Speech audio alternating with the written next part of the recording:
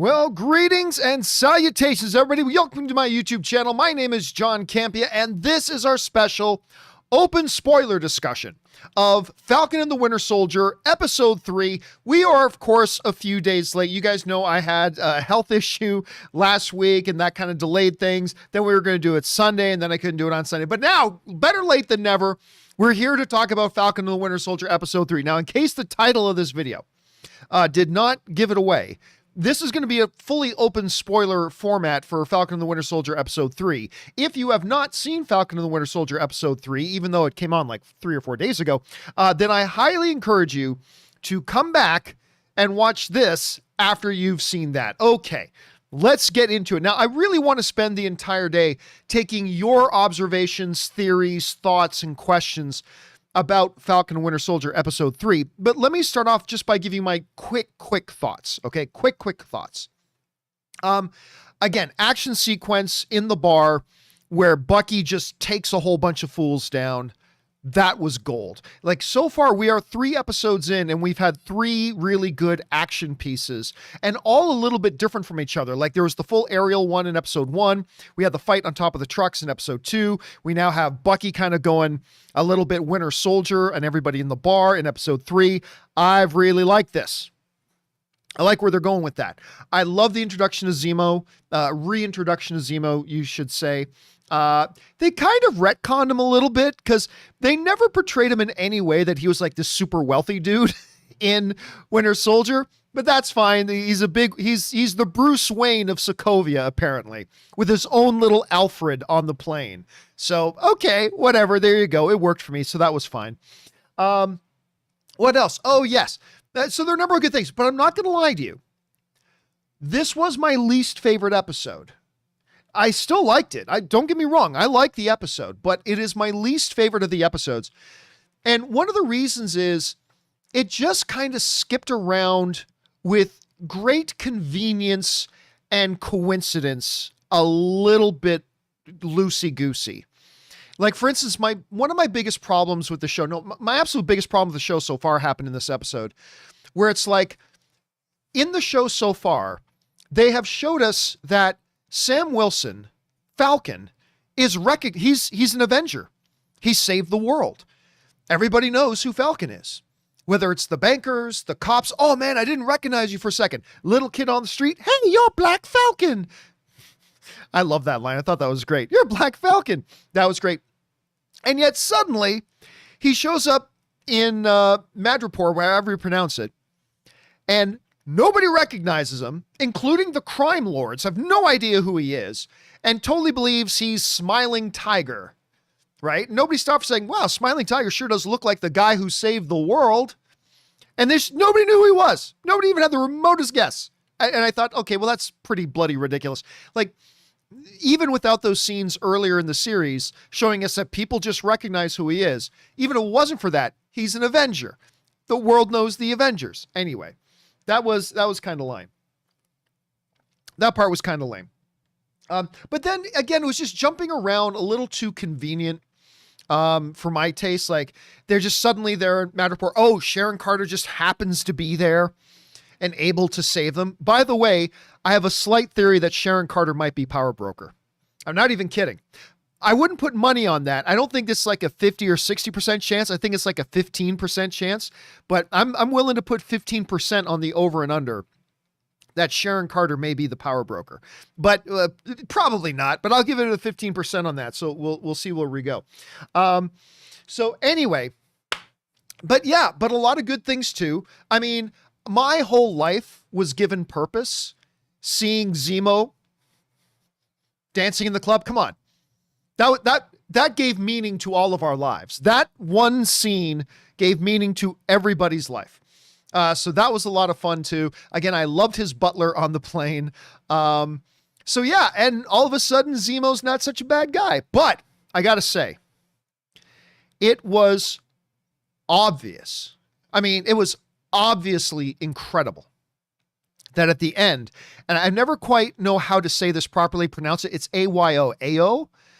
But anyway, the Dora Milaje, the second in command of the Dora Milaje, I believe she's the one in Civil War when when Natasha, Black Widow, was getting in the way of Black Panther, I think it was AO saying, move or be moved.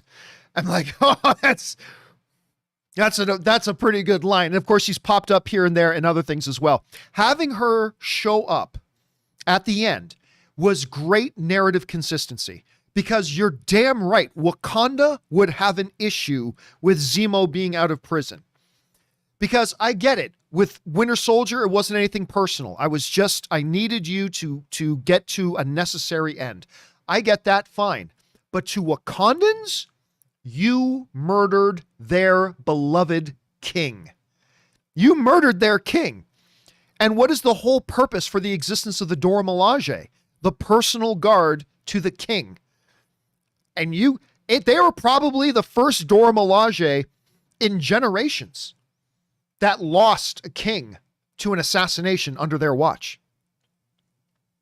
So all of Wakanda would hate the idea of Baron Zemo being out of prison, but the Dora Milaje specifically would not be having it. And her showing up there at the end of that episode, awesome. It was perfect. And the fact that, Bucky lived a number of years in Wakanda, that he recognized right away that there was a Dora Milaje there, I thought that was great. So it's going to be really, really interesting to see where they go with that. I hope she's not just around for 5 minutes and then gone. I hope she doesn't have to be in all 3 of the remaining episodes, but I do hope she's around for a little bit and has something to do, because I thought that was really well done. So, by the way, too, I put this up on my Twitter, but that piece of music that they play before they go into the club, it's a Filipino song, some Filipino rap song. You got that old Chinese dun dun dun dun dun dun dun dun dun dun. That song, I've been obsessed with that song, and I've been playing it like over and over and over again on my YouTube as I'm sitting down working. Excellent music, excellent music. So yeah, I mean, how easily they were able to find the scientist who made the super soldier serum, that was a little convenient.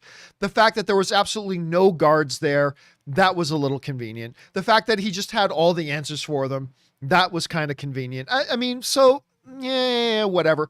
I mean, I guess the one thing working against the idea that Sharon Carter is the power broker is that she does come down, and I think she came down before the scientist got killed. I don't know, maybe that's a misdirect. But anyway, there's all that. Those are my kind of quick thoughts on that. But let's spend the rest of our time here doing what's important, which is taking your guys' thoughts and ideas about what we saw in Falcon and the Winter Soldier episode 3. Okay, so let's jump over to it and let's start seeing what you guys have to say about this. We're going to start off with... where'd we go? Sorry, this thing's been jumping all over the place and it's driving me crazy. Okay, we start with Elif Beresley, who writes, "Hey, John, I hope you're feeling better. I look forward to your spoiler discussions every week. Thank you so much. I'm not 100% yet, but I am feeling much better. The meds are doing wonders, so I'm doing much better. Thanks for that, man." Next up, Entertain Nerd Studios writes, "Hey, John, hope you're feeling better. This episode for me felt underwhelming. I felt a little underwhelmed with it too, although there were some really big highlight points for me. A little underwhelming, still enjoyed it, but there were a lot of scenes that felt convenient and rushed." I was just saying the exact same thing. "And what's going on with Sharon? Love Baron Bruce, Zemo, Wayne." I was just saying the same thing. He's basically the Sokovian Bruce Wayne, right? Now, what's going on with Sharon? This is a good question.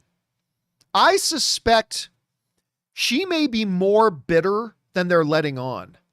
Like, a part of me wants to say there's no way they're going to let the great niece of Peggy Carter go bad. There's a part of me that totally thinks that. But at the same time, I'm thinking, wouldn't it be ballsy if they just say, look, she was so angry at the government turning their back on her when she was just doing the right thing, and that other people get pardoned and she can't even return home? Bitterness has a way of creating villains, and I cannot help but wonder about that, but we will find out. Entertain Nerd, we will find out.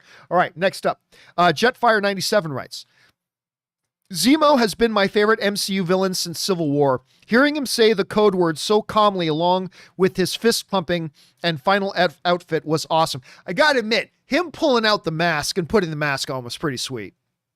That was a pretty great moment, which we have never seen in the MCU so far. It's the first time we got to see that in the MCU. So there was that, and that was great.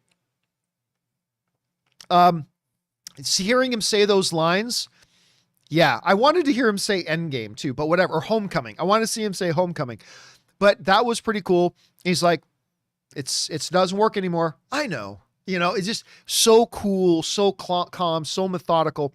Listen, I'm not going to lie. I didn't think he was that great of a villain in Civil War, but I thought he was a great character. And so I've been looking forward to his appearance in this, and I have enjoyed him, whether he's the Sokovian Bruce Wayne or the nightclub dance guru. I mean, that is life, but I really do like this character, and it's going to be interesting to see where they go with him. All right, next up. Frankie Gouge writes, episode had a couple of Endgame-sized logic problems. Jailbreak, Pimp Daddy Sam, Sharon out of nowhere. However, like Endgame, the payoff was great, so let him go. I agree. Like in Endgame, there are a number of big problem, like logic loops that don't work, but the payoff is so good, we forgive it. Like, it's like, okay, whatever. Yes, that made no sense, but doing it that way made this the payoff, and the payoff was worth it. And yeah, Sharon out of nowhere just magically happened to be there. The whole smiling tiger thing with Sam was stupid. Look, I'll just call it what it is. It wasn't just a little weak point. It was stupid. It was a completely stupid thing they did. Like not one person in that entire club, even seeing that Winter Soldier is there, not one person in the entire club recognized, oh, this is one of the Avengers. Nobody thought that for a second. Nobody thought for a moment, oh, this is one of the Avengers. That is all over there. Everybody knows who he is. And not one person in that club knew that. It was pretty stupid. It was pretty stupid. Anyway, next up. Let's see. Elif writes, do you think Bucky had a plan to bust out Zemo before they walked into the prison? I enjoyed watching Zemo interact with Sam and Bucky. No, I don't.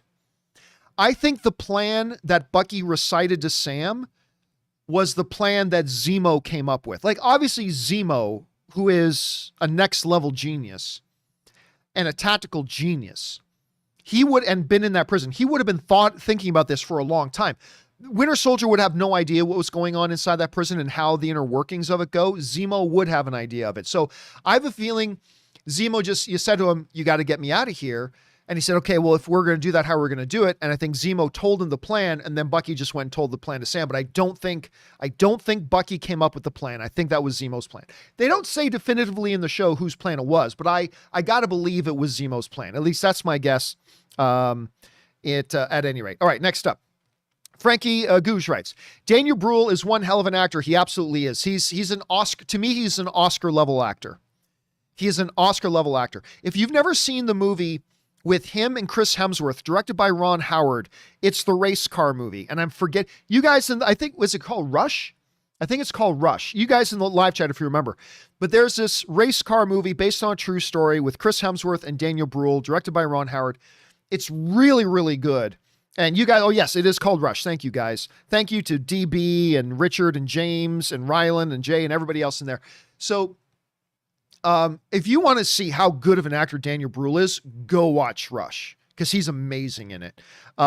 Anyway, where is it? Daniel Bruhl, yes, great actor. I'm really liking the chemistry between the three of them right now. Let's see where that goes. All right, next up. Elif writes, pitch for the next Disney Plus show, Zemo's Dance Party with Parappa the Rapper. Just have Zemo and Parappa the Rapper beside... Best thing I've ever seen on television, ladies and gentlemen. Best thing I have ever seen on television. All right, next up. Hero75 writes, one of two. I have a feeling the Power Broker is kind of like a Dread Pirate Roberts of the MCU. It's a title that has passed from person to person. Actually, that's a really neat theory. And I wouldn't be surprised if in the end Zemo becomes the newest, latest Power Broker. I think that's a great theory, Hero. I think that is a great theory. Have you met him? Only by reputation. Do you know him? Only by reputation, right? Isn't that kind of a Dread Pirate Roberts kind of thing? Only by reputation? What if Sharon, again, I'm still stuck on this Sharon thing. What if Sharon went there after all the wackiness happened and she fell in with the power broker, and power broker said, I'm retiring. You're going to be the new power broker. I don't know. But you're right. I wouldn't be surprised if at the end of this, if Zemo ends up being the power broker at the end. It's a really interesting theory. Let's see where they go with it. Or what is more obvious is that power broker is Evan Peters. Just calling it now. Power broker is Evan Peters. All right, next up. Random person writes, I actually thought Zemo was imprisoned in the raft, which would make more sense, but he's not a superpowered villain, right? He's not like the Abomination, who they have to keep on that raft. So I guess I'm a little surprised he wasn't on the raft, but I guess it makes sense he wasn't. I mean, he really is an international criminal. He's not a U.S. thing, so I guess it makes kind of sense. All right, let's move on here. Where are we? Frankie Rouge writes, what piqued my interest more than anything is what Sharon is really up to. I agree. Anything from being deep undercover to being the power broker. So I'm clearly not the only person who thinks there is a possibility Sharon might be the power broker. I'm kind of hooked up now on Hero's theory about the power brokers like Dread Pirate Roberts. It's a title that's passed from person to person. That would be really interesting. I don't know that that's what they're doing, but it's interesting. But I agree. Like the ending of that, when that episode was ending and the guys were getting in the car and they drove off, I literally said to my buddy Ryan, who I was watching with, I said, seriously? She's in one episode? They put her in the trailers and everything, and she's in one episode, but then they show her going to her driver and say, we got bigger problems. It's like, oh, okay, there's something else going on here, which is really good because I love her. But who knows? Let's see what happens. All right, let's see. Next up, we got Taki75 who writes, I don't understand why Bucky's parents named him after James Buchanan, the worst American president, according to historians. Well, just because he was the worst president to some historians, he was somebody's favorite. Never forget that. Everybody's favorite something is somebody else's least favorite something. Everybody's most hated other thing is somebody else's most loved thing.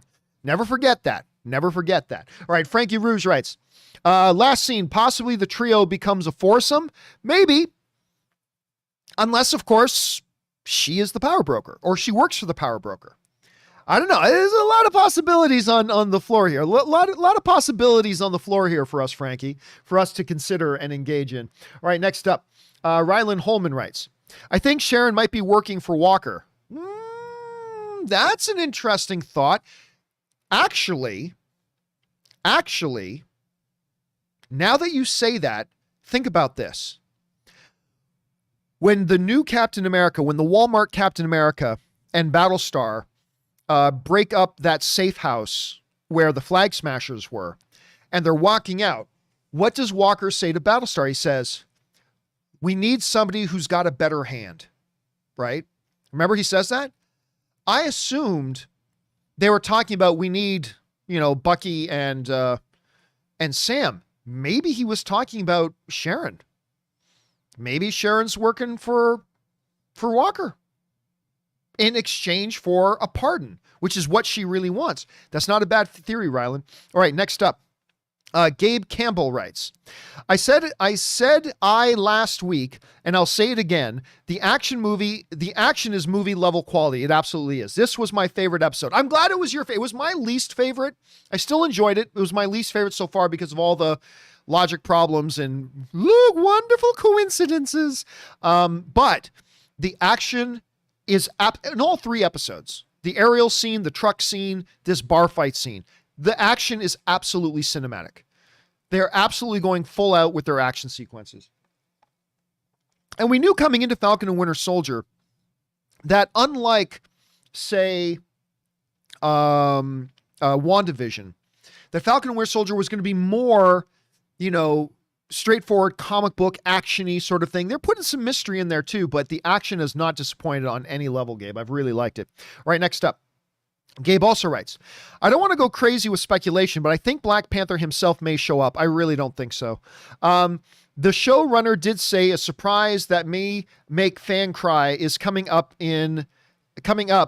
This ending happens. Let me try this again.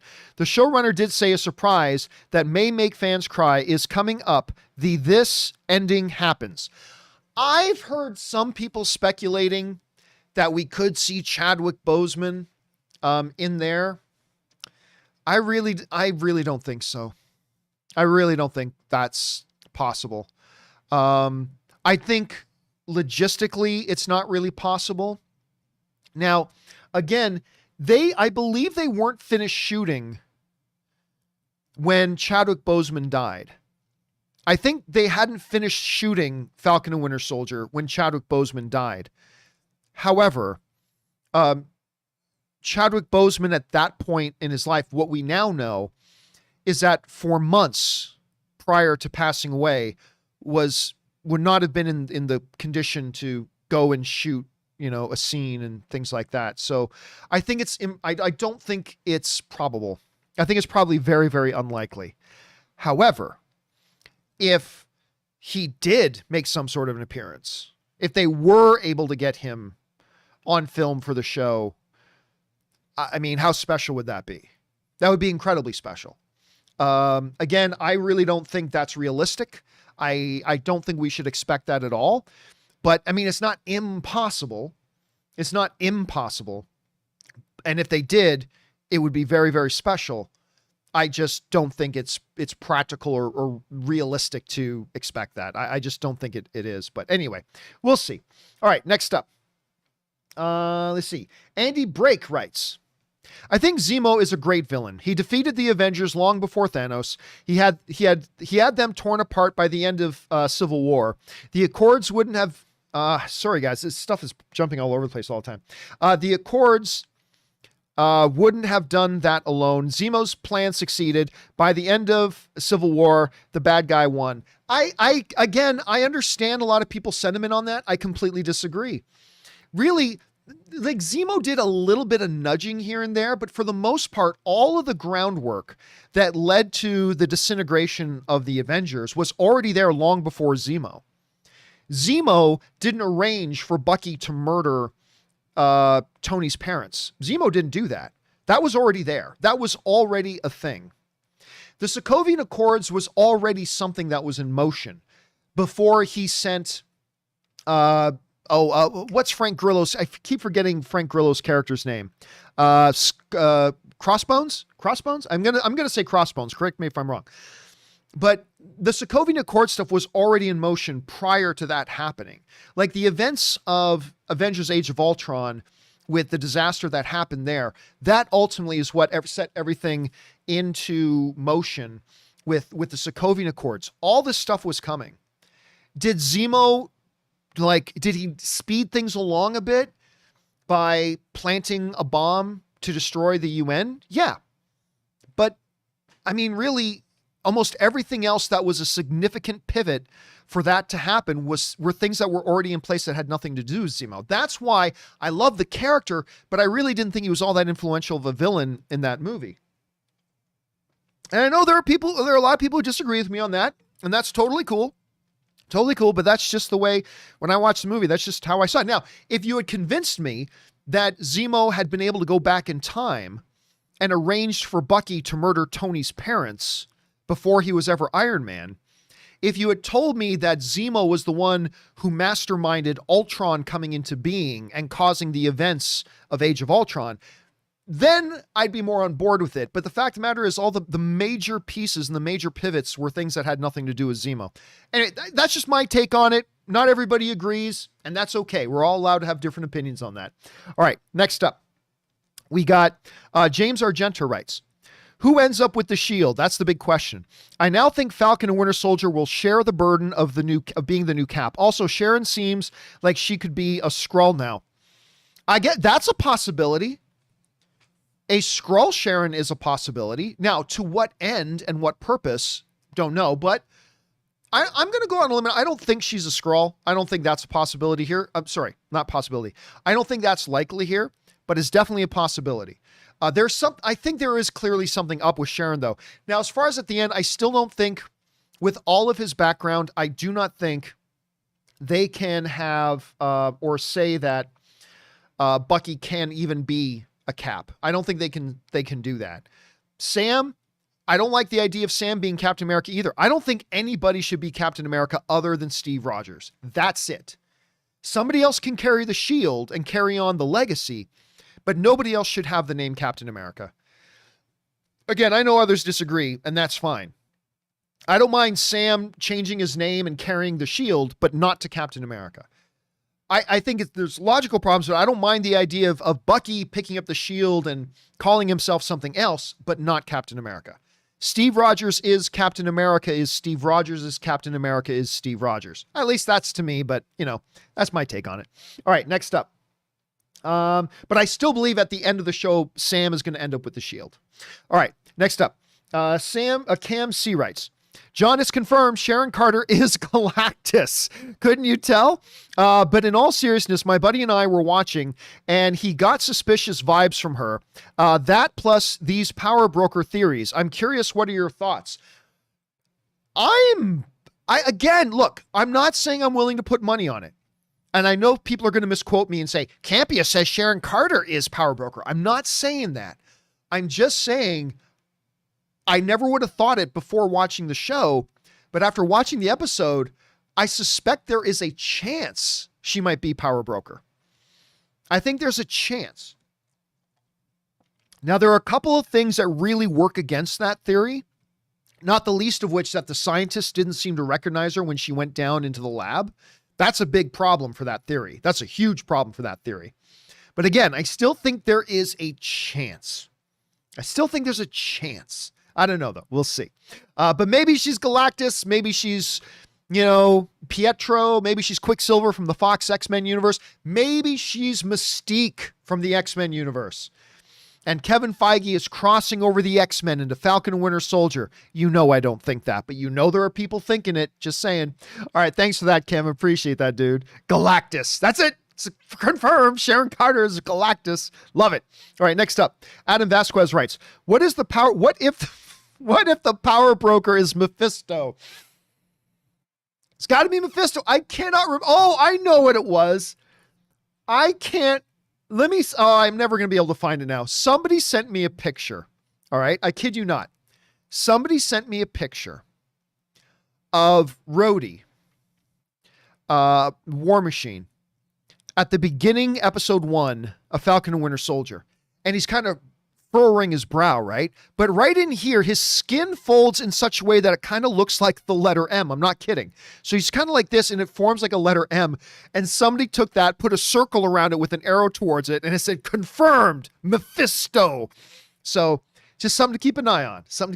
Thanks for that, Adam. Next up, Cam K writes, unless the GRC are complete, that's the something relocation council. Can't remember. Are complete maniacal, ruthless bad guys. One's worth killing. Then Carly is clearly a bad guy. All the flag smashers, maybe not. Carly, yes. Oh yeah. And I think that was the first time, like, one of her followers, she's not just she's willing to murder people. Like, she's willing to straight up kill people. And that was it was shocking. Other than her blowing up that building with people tied up inside, that's just straight up murder. And that might have been the best moment of the show because it was shocking. It gave a new dimension to that character, that Carly character, not a particularly good one, but it gave a new dimension to that character. And it altered our perception of the character. And not only us as the audience, it altered perception of the character from other characters. Like that guy who's there with her, her comrade, he's now going to look at her differently. It's like, wait a minute, is this what we're about? Is this what we're doing? I thought it was a really, really interesting move. And yeah, the straight up murder. Again, remember, they had already captured all those staff inside and tied them up and left them inside purposefully to then blow up the building and murder them. It was harsh. And it was something, I love it when a show or a movie can fundamentally, through an action, alter the way we perceive a character or an event. And they did that. And I thought it was really well done, Cam. All right, next up. Cam K also writes, that Wakandan at the end, Ayo. Again, I'm never sure if I'm pronouncing that right. I just know how it's spelled. She appeared in Civil War when she told Black Widow to move or be moved. One of my favorite lines in that movie. Move. or be moved. It's like so badass. Do you think Bucky is more loyal to Wakanda or to his current mission? He owes Wakanda. Oh yeah, he owes Wakanda, but he's not more loyal to Wakanda than he is to his overall mission. He's not. Don't forget, he's born and bred American, went to fight for America in the World War. That is all still there. That's all still there. Not to mention he's best friends with Captain America. Yes, he spent a couple of years in Wakanda, and yes, they were good years, and he was treated very well. And does he feel like he owes them? Absolutely, he does. But if he felt more loyalty to Wakanda, he never would have broken Zemo out of prison for the sake of the mission. He just would have straight up murdered Zemo for the death of the king. So no, I don't think he's got more loyalty to Wakanda. I think he definitely has a loyalty to Wakanda, right? Just like I have loyalty to my cousin. I have loyalty to my cousin, absolutely do. But guess what? My loyalty to my dad comes first. Doesn't mean I'm not loyal to my cousin. As a family member, I am. But my loyalty to my dad comes first. And I think that's kind of a similar situation there. So we'll see. All right. Next up. Marie Seafring writes, I find it interesting that Sharon Carter just happened to settle in Madripoor and just happened to stumble across Sam, Bucky, Zemo when they all needed help. Yeah, again, I all found that rather convenient. I found that all very rather convenient. Like, don't get me wrong. I understand why they said she was in Madripoor. I understand that. She's on the run. She has to be off the grid. The U.S. will imprison her if she goes back. There's no extradition there. That makes sense. But that she just happened to be there right when they needed her, little convenient. Unless, of course, we find out later that she's the power broker or working for the power broker or something along those lines. Because think about this. She could be working for the power broker and she knows that Sam and Bucky are looking for Carly. And so what better way to find her than by tagging along with Bucky? Again, these are all theories I'm just pulling out of thin air, but it's something to keep in mind. All right, next up. Thanks for that, Marie. Next up, Marie also writes, since Madripoor is located in Asia, do you think the power broker could be the Mandarin, and the Falcon and Winter Soldier could tie into Shang-Chi? That's not a bad theory. That's not a bad theory. I'll say probably not. Mostly because Mandarin is just known as the Mandarin. Mandarin's just known as the Mandarin, right? People are obviously aware of the legend of the Mandarin. But you know what? That's not a bad thing. I had never even considered that one, Marie. I had never even considered that one. Not a bad idea. Okay, I'm going to say no, I don't think so. But now if it turns out that way, I'm not going to be shocked. That's just a really good theory. Well done, Marie. Well done. All right, next up. Ismail Montoya writes, that's two today. That number one, maybe the power broker is Mandarin. The other one, what if power broker is like a Dread Pirate Roberts that gets passed down from person to person, and maybe it's somebody like a Sharon, or could end up, those are two really good theories I like today. Anyway, Ismail writes, John, hope you feel better. I do feel better. Thank you. It's not the same without your discussion. Thanks, man. Was it me or Zemo was pretty familiar with the lab? He found the hidden door and found the gun under the counter. Your thoughts? You know, I hadn't really even considered that. By the way, wasn't it who found the door? Was it Zemo that found the door? Or was it Bucky? I watched the episode twice. I thought it was Bucky that found the door, but maybe. Oh, no. You're talking about afterwards. Yeah. Afterwards, when Zemo gets there, he finds the door pretty easy. Oh, no, you guys are saying it was Zemo. Really? Okay. You know what? I'm totally not remembering that moment right, because I had it in my head, to be honest with you, that it was Bucky that found the door, but it was Zemo that found the door. Well, I mean, Sharon is the one who told them it was in that container, right? And when she insisted that, no, that's it, it's in there, well, then Zemo easily knew, well, then there's a door in here somewhere, and figured it out. But yeah, it's funny how your mind works. For some reason, I thought it was Bucky that found the door, but you guys are saying it was Zemo, so there you go. No, when you have a character that you portray as being a really hyper intelligent character, that sort of stuff doesn't surprise me. So, but maybe we'll find out later on there's actually deeper meaning to it, Ismail. Anyway, good observation. You just pointed out something I had wrong. So thanks, man. Ryan Lohner writes, it was raining in Madripoor. That's confirmation that Storm is in the show. Expectations way up. There it is. X-Men. The X-Men are coming. They're coming into Falcon and Winter Soldier because reasons. And don't forget, Storm was married to Black Panther in the comics, not in the movies. And we got somebody from Wakanda there. It's Storm. It was raining. I love the logic, Ryan. I love the logic. All right. Next up, Paths Unwritten writes, everyone's wearing heavy jackets in Madripoor. I don't think the writers have ever been to Indonesia or Southeastern Asia. Also, bring back Campea canoes. I mean, listen, whenever you have a place like that in the movies, anything goes. I don't even know what time of year they're saying it was. Maybe it's just raining all the time. And that's why people, I don't know. Hadn't thought about that part's unwritten. But then again, it's that level of logic that we don't normally try to apply to comic book material. But you may be onto something there, Paths Unwritten. You may be onto something. All right, next up. Where are we at? We're at Ryan Lohner, who writes, Carly was also Enfys Nest. Yeah, she was the character in Solo. Those freckles are unmistakable. Absolutely. I never knew if we were going to see her again. And then we heard a while ago that she was going to be in Falcon and the Winter Soldier. I got to tell you, I really like her. I liked her in Solo, and I like her in this so far. And now that especially that they've introduced a little bit of a darker side, she just murdered like 50 people. Now that they've introduced a darker side to the character as well, it makes me like her even more, and I find it really fascinating.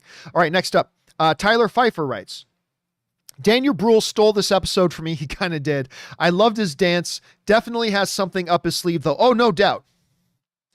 No doubt. I don't think they're pulling a Loki with him. I think by the time this is all done, he'll be straight up villain. I think he's being authentic, but at the same time, he's got an underlying motive here. We'll find out what that is. Look, we still know his ultimate thing is he wants the destruction.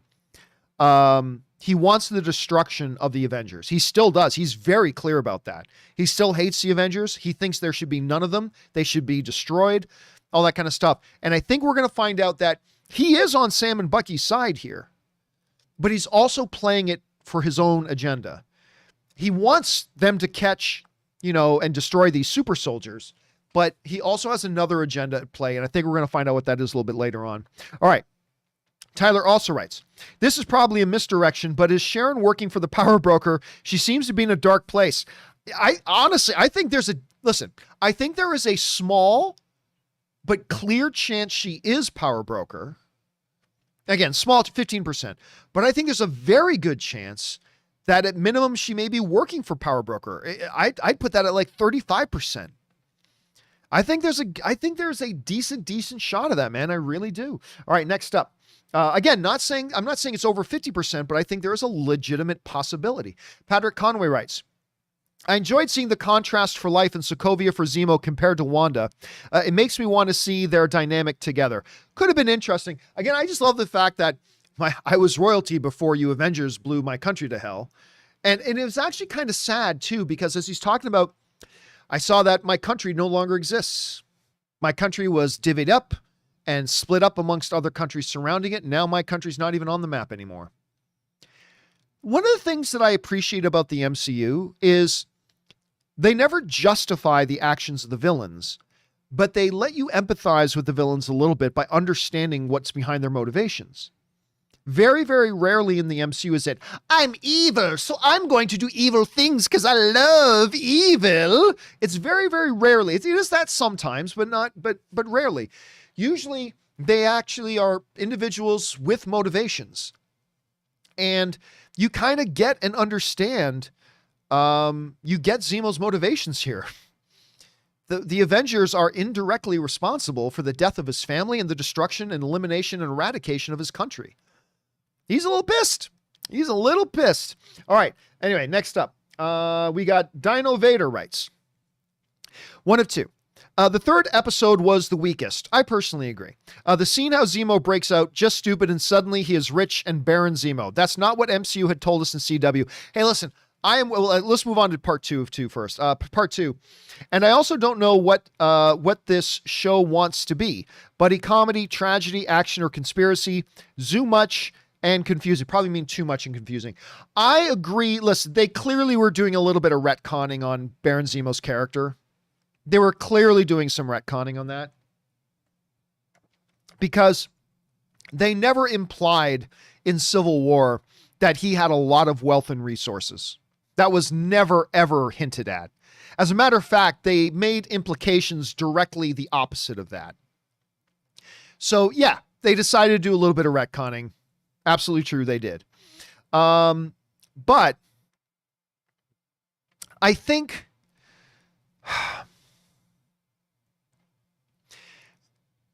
I still thought it was really quite good. And as far as it not deciding what it wants to be, I don't feel that at all. I feel like they're giving the show a lot of different dimensions. Like, it is part buddy cop, but also part conspiracy movie, and also part tragedy. Like, having multiple layers to a show, as long as they work well together, I don't think that is I don't think that's a drawback to the show. I don't think it's a drawback to the show. I think it actually works quite well. And I think it can give it a lot more texture and a lot more dynamics, and just work on a much better level if it takes. So that's kind of my thought on that. But I get it. You raise some legitimate points. It's just a matter of how you interpret them. So I look at that stuff and I say it gives it the show more dimension and more depth. You look at it and say it gives it a little bit of an identity crisis. And I can understand that. And yeah, they did some retconning on Baron Zemo. They absolutely did. So yeah, there was that. All right. Let's see here. Next up, where are we at? We're at Alpha.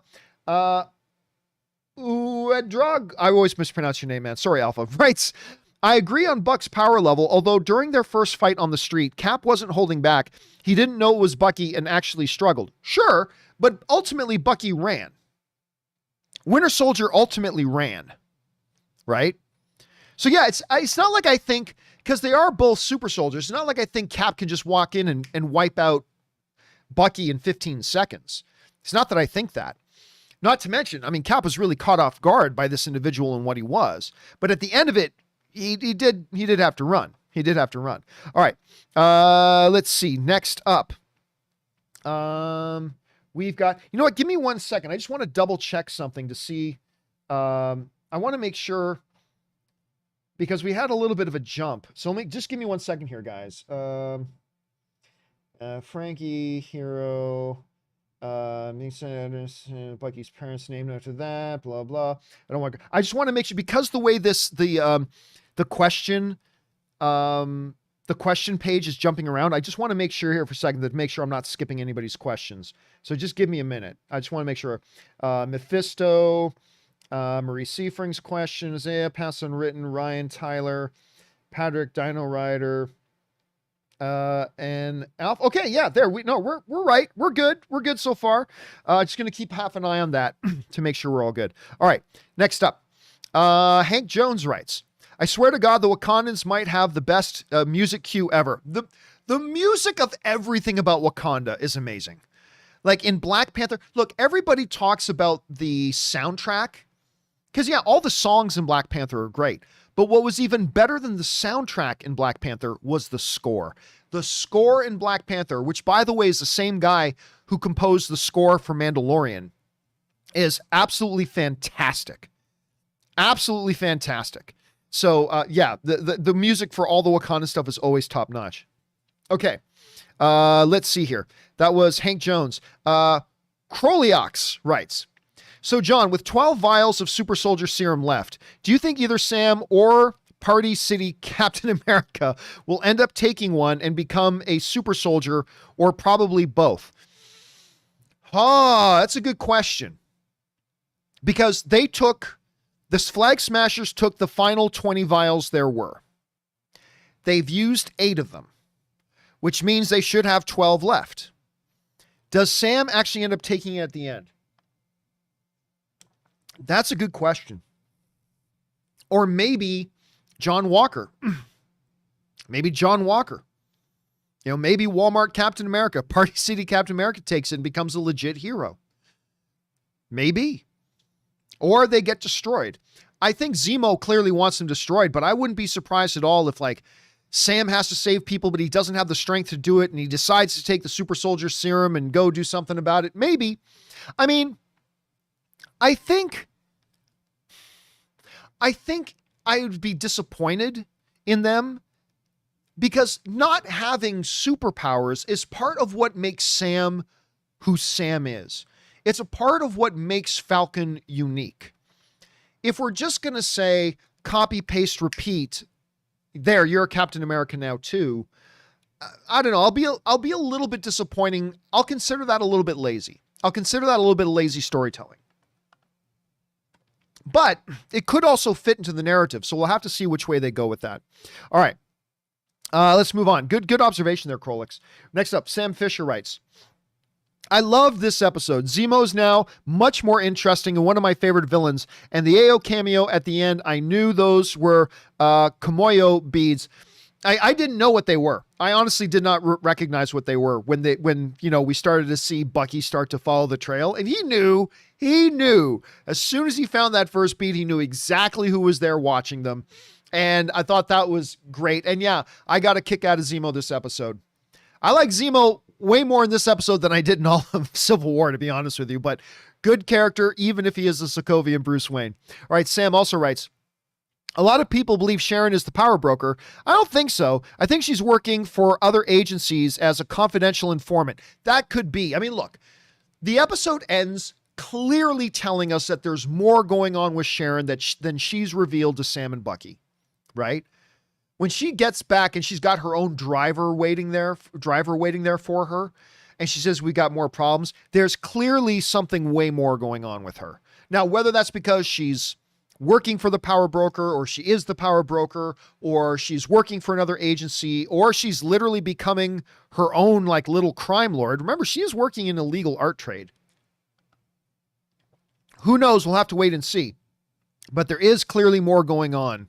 There's going to be interesting to see which way they go with that. All right, the Wakanda Forever writes, oh no, you did not think it was over, did you? The Dora Milaje is coming for you, Zemo. We don't forget, we have unfinished business, Wakanda Forever. Again, I love the fact that they didn't just let that go. I loved it when Sam brought up the fact that you think the Wakandans have forgot what Zemo's done? Let me tell you, they haven't. And to actually have one of the Dora Milaje show up, I think was great narratively, because that's exactly what would happen. And so I really did like seeing that show up there. All right, next up, Jonathan Castillo writes, Walmart Captain America is slowly letting all of his superhero stuff get to him. I'm leaning more towards him completely losing it by the end and not be a good guy. Yeah, I think we've all known that was probably the way it was going to go. And you're right, it is getting more and more into there. And I think he's also, they're showing John Walker becoming a little bit disillusioned with the job. He thought wearing the Captain America uniform, having the shield, would garner at least I think he expected that other people would respect the uniform and the shield the way he respects the uniform and the shield. You know what I mean? I think he legitimately idolized Captain America. I think that's legit. But I think he's fully expecting other people to now idolize the shield and respect the shield and uniform, even though it's on him. And you can tell, when the dude spits in his face and he's like, do you know who I am? He's becoming a little bit unraveled, and it'll be interesting to see if they continue to go down that path a little bit. All right, next up. Dave Atkins writes, oh man, this episode seeing Zemo dance, Sharon kicking ass, 8 to 10 guys, Madripoor looks amazing, AO showing up at the end, best one yet for me. Hey, Gabe, listen, I said to me it's the weakest one, but that doesn't mean there weren't some serious highlights. I thought there were some terrific highlights. Zemo, the fight scene in the bar with Winter Soldier coming out and kicking all sorts of ass, the action sequence at the shipping containers, and AO showing up at the end, a lot of really good highlights. I still like the episode. I just didn't like it as much as I liked episode 1 and 2, but still solid and still some very, very good highlight moments. Again, though, someone's going to have to explain to me how nobody recognized Falcon. Like little kids in the street know who he is, but all these crime lords and everything didn't recognize an Avenger walking into their bar. Really? Come on. That's lazy. That was lazy, lazy, lazy writing. Just wear these clothes and say you are rapper, smiling tiger. That was bad. There's no way around it. That was bad. All right. Anyway, next up. Timothy Platt writes, just my opinion, but Baron Zemo was an oasis in the desert full of depressed and angsty characters. So far, he's my favorite part of the show. He was, listen, I'm telling you, that there's a different dimension that he brought to the episode. And I thought it was a good dimension. Again, a little retconny from the Zemo we knew from Civil War, a little bit retconny. But we'll find out as we progress. You know what's really weird to think of? We're already halfway through the series. Isn't that weird? We're already halfway through the series.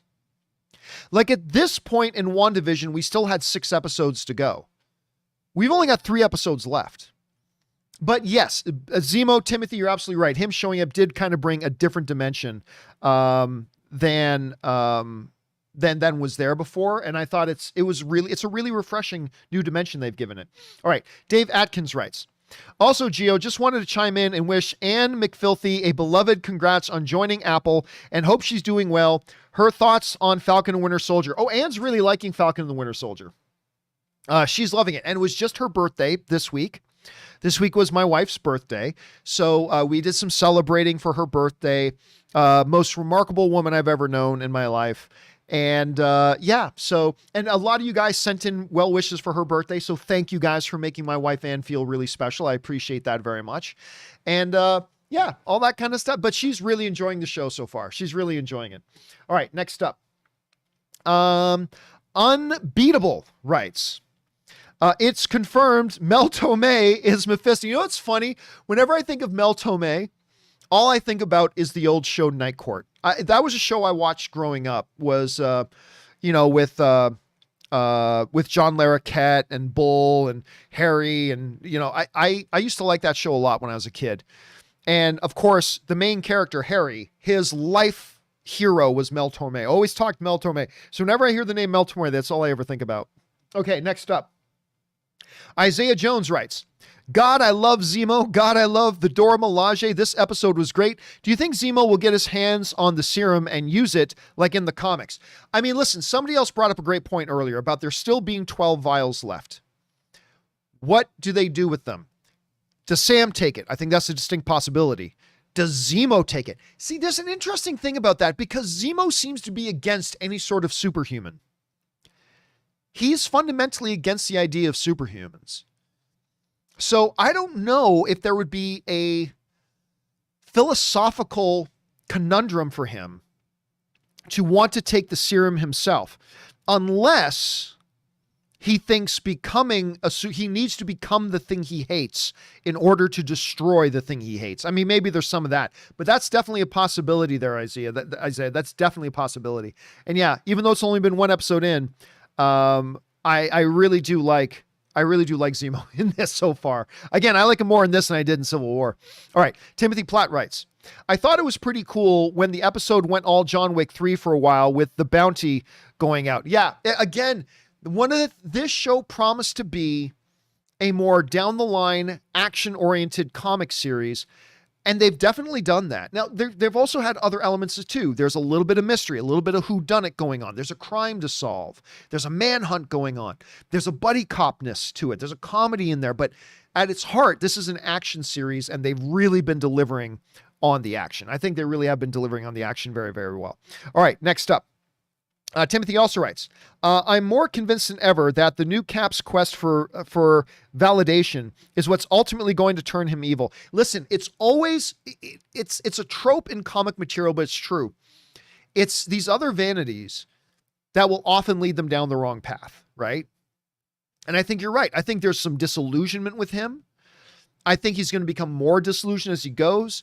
The power is going to go to his head and whatever. Again, listen, I still think there's a chance this series ends with him still being on the good guy's side.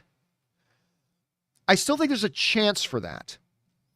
But this last episode, they started to show glimpses of that disillusionment, of that breaking.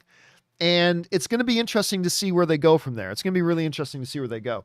All right. Unbeatable writes, was waiting for Zemo's double cross. I'm sure it's coming. 3 left to find out how. Something may be up with Sharon also. Also, turn your phone off. I don't know what that means. Anyway. Oh yeah, that's right. You're going into this. Are you telling me Sam, who's worked covert operations before, he's going into this meeting with these crime lords and he didn't think to turn off his phone? Okay. I mean, I know when I take a phone meeting, like I had one earlier today, when I take a phone meeting, I know turn off my phone or at least turn the ringer off. Right? And Sam didn't think to turn off his phone. Really? It was kind of silly. It was kind of silly. All right. Anyway, next up. Hoser Miaz writes, Zemo seems like he's going to be the anti-hero of the series and probably team up with Thunderbolt. How is Power Browser?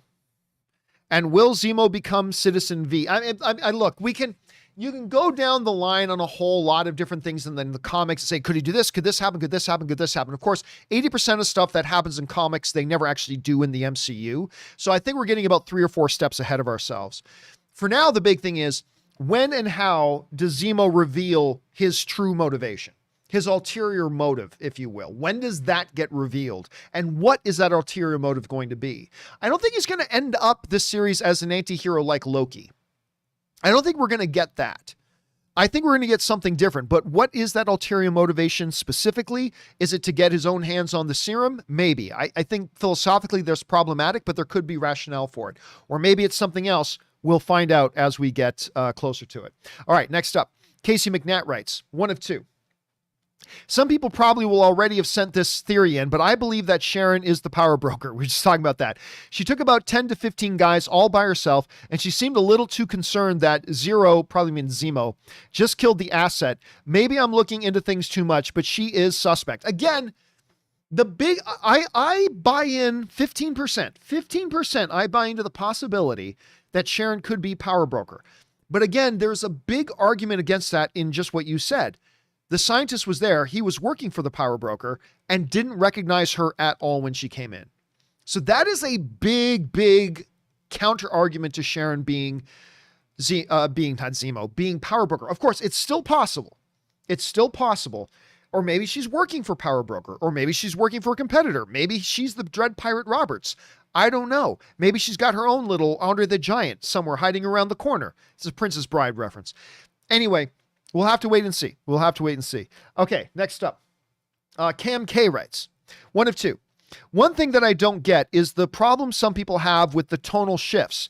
They add to the story, not detract from it. Tonal shifts happen in life, and look at WandaVision. That had tones of all different kinds coming together. I personally really enjoy the Falcon and Winter Soldier, specifically because of the tonal shifts. They show insight more into the characters and their perspectives as well. And again, somebody else wrote in, because I can't remember the name of the user, but one of the users wrote in a little bit earlier and said, this show feels like it has a personality dysfunction. It doesn't know what it wants to be. Is it a buddy cop? Is it a mystery? Is it a thriller? Is it an action thing? And I mean, they're right. It has been all of those things. But it just then depends on how do you take all that. Like, to me, I take all that and I just find it to be a really effective merging of different layers, new dimensions to the story. And I find it really works. But it won't necessarily be for everybody. And for some people, it might feel a little bit scattered. To me, it's just adding more depth and dimension to it. So I'm like you, Cam. To me, that's one of the things that really works with the show. That it's not like, okay, well, this is an action show, so all we can do is all John Wick all the time. Okay, that'll get a little tired. After a couple of episodes. It's also some comedy. It's also a mystery. It's also some whodunit. There's also, who's behind the curtain.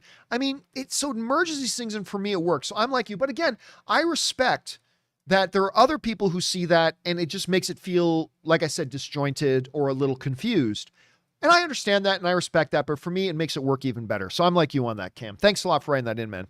Next up, Isaiah writes, Disney needs to put out a documentary narrated by Zemo about the African-American culture in music and fashion. Also, I say zero chance we actually see anyone else from Wakanda. My favorite episode. I agree. I don't think we're going to see any other Wakandans. I think Ayo is going to be the only Wakandan we see, and that's perfectly fine. It makes sense that they would send one of their top killers to go out looking for and to hunt down Zemo. She's the second in command of the Dora Milaje. Makes total sense. I don't think we're going to see anybody else. But yes, the way Zemo is talking about the African-American experience and the way Sam just keeps looking at him. It's like, okay, well, he's being totally inappropriate, but he's right. You know, that was really charming. It was charming. All right. Thanks for that, Isaiah.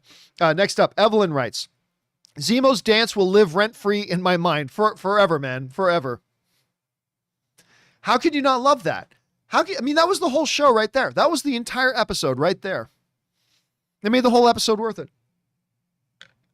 I like the way you said that too. It'll live rent-free in my mind forever. All right. Obed writes, first off, welcome to Riverside, California. Thank you very much. Ann and I just recently bought our first house. We moved from Burbank, California to Riverside, California. So thank you so much. Good to be here.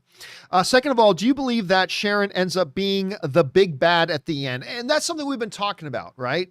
Through this episode. I honestly don't know if she ends up, I need to see more than one episode with her in it. So let's see what happens in episode 4.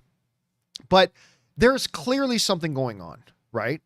Now, whether she's the power broker or maybe even somebody over the power broker, maybe she's the Mandarin. Well, she's not the Mandarin. Maybe she's Thanos, or maybe she's Galactus or Mephisto. Anyway, there's something clearly going on with her. Is she angel or demon? We don't know. She's clearly broken, right? Like she's not the same, family, country, loyalty kind of girl she was back in Winter Soldier. There's something different going on with her. She's a little bit broken. She's a little bit disillusioned. Her country turned on her, all that kind of stuff. Does that just make her more patriotic? Does it make her turn villain? I don't know. We need more information, but it is obvious there's more going on than meets the eye, Obed. All right. Michael Bradley writes, hello, John. That was a great episode with an ending I did not see coming. I completely agree. I didn't see that ending coming. It made perfect sense, but I didn't see it coming. And I was very excited to see her because, again, she's only ever had the one real line in the franchise, but it's one of the best lines, saying to Black Widow, move or be moved. I'm like, I would have crapped my pants and then moved instantly. But yes, I agree, Michael. It was a great ending. Not my favorite episode so far, but it was a terrific ending to the episode. All right, next up, Daryl Best Wadley writes, we learned in this episode that not everyone got exonerated, only the top level Avengers. I wonder if Hawkeye made the cut. Well, here's my thought on that. I think the thing about the Avengers was that they were all there, and part of their exoneration was the fact that they battled to save the world. They saved the world. They saved 3 billion lives. I mean, that has to come with something. That has to be rewarded. You can't save 3 billion lives and then hold some other grievance against them, right? That's got to be there. Sharon wasn't there at the Battle of the Portals. She wasn't there. She didn't participate in saving 3 billion lives. Although you could argue her getting Cap's his shield and putting a lot of things in motion could have been a factor. But yeah, I think all the Avengers, including Hawkeye, probably got a pass. They probably all got a pass. But, we'll see where things go from there. All right, guys. I'm going to take this one more question, and then we're going to take a quick break. Like a 3-minute break. I'm just going to run, refill my drink, stretch my legs a little bit because, I'm sitting down for over an hour already. So let's go off to one more, and then we'll take a short little break. This one comes us also from Daryl, who writes, loved when Zemo tried mind control. I think it was a foreshadow when he said there's still something in there. Maybe a Falcon and Bucky fist fight. Maybe. I mean, it might be that, remember, Zemo learned everything. He learned everything about what Hydra had and all the information Hydra had and all the plots they had and all that kind of, he knew it all. And if Hydra made a backup like a fail-safe, a plan B for controlling Winter Soldier that Bucky's not even aware of, Zemo would know it. And maybe Zemo is just keeping that little bit to himself, that if I need to take control of you, I still can. It would be interesting. I'm not saying that's what they're doing, but it'd be interesting. It would be interesting to see what happens if that is the case. Because if there was a failsafe that Hydra built into Winter Soldier, he would know about it and maybe just hasn't executed it yet. Okay, guys, this is going great, but we're going to take a little bit of a break right now while I go and refill my drink and stretch my legs for a minute. Give us 2, 3, 4 minutes tops. Go use the bathroom, grab yourself a drink, talk amongst yourselves for a few minutes. Don't go anywhere, guys. We will be right back.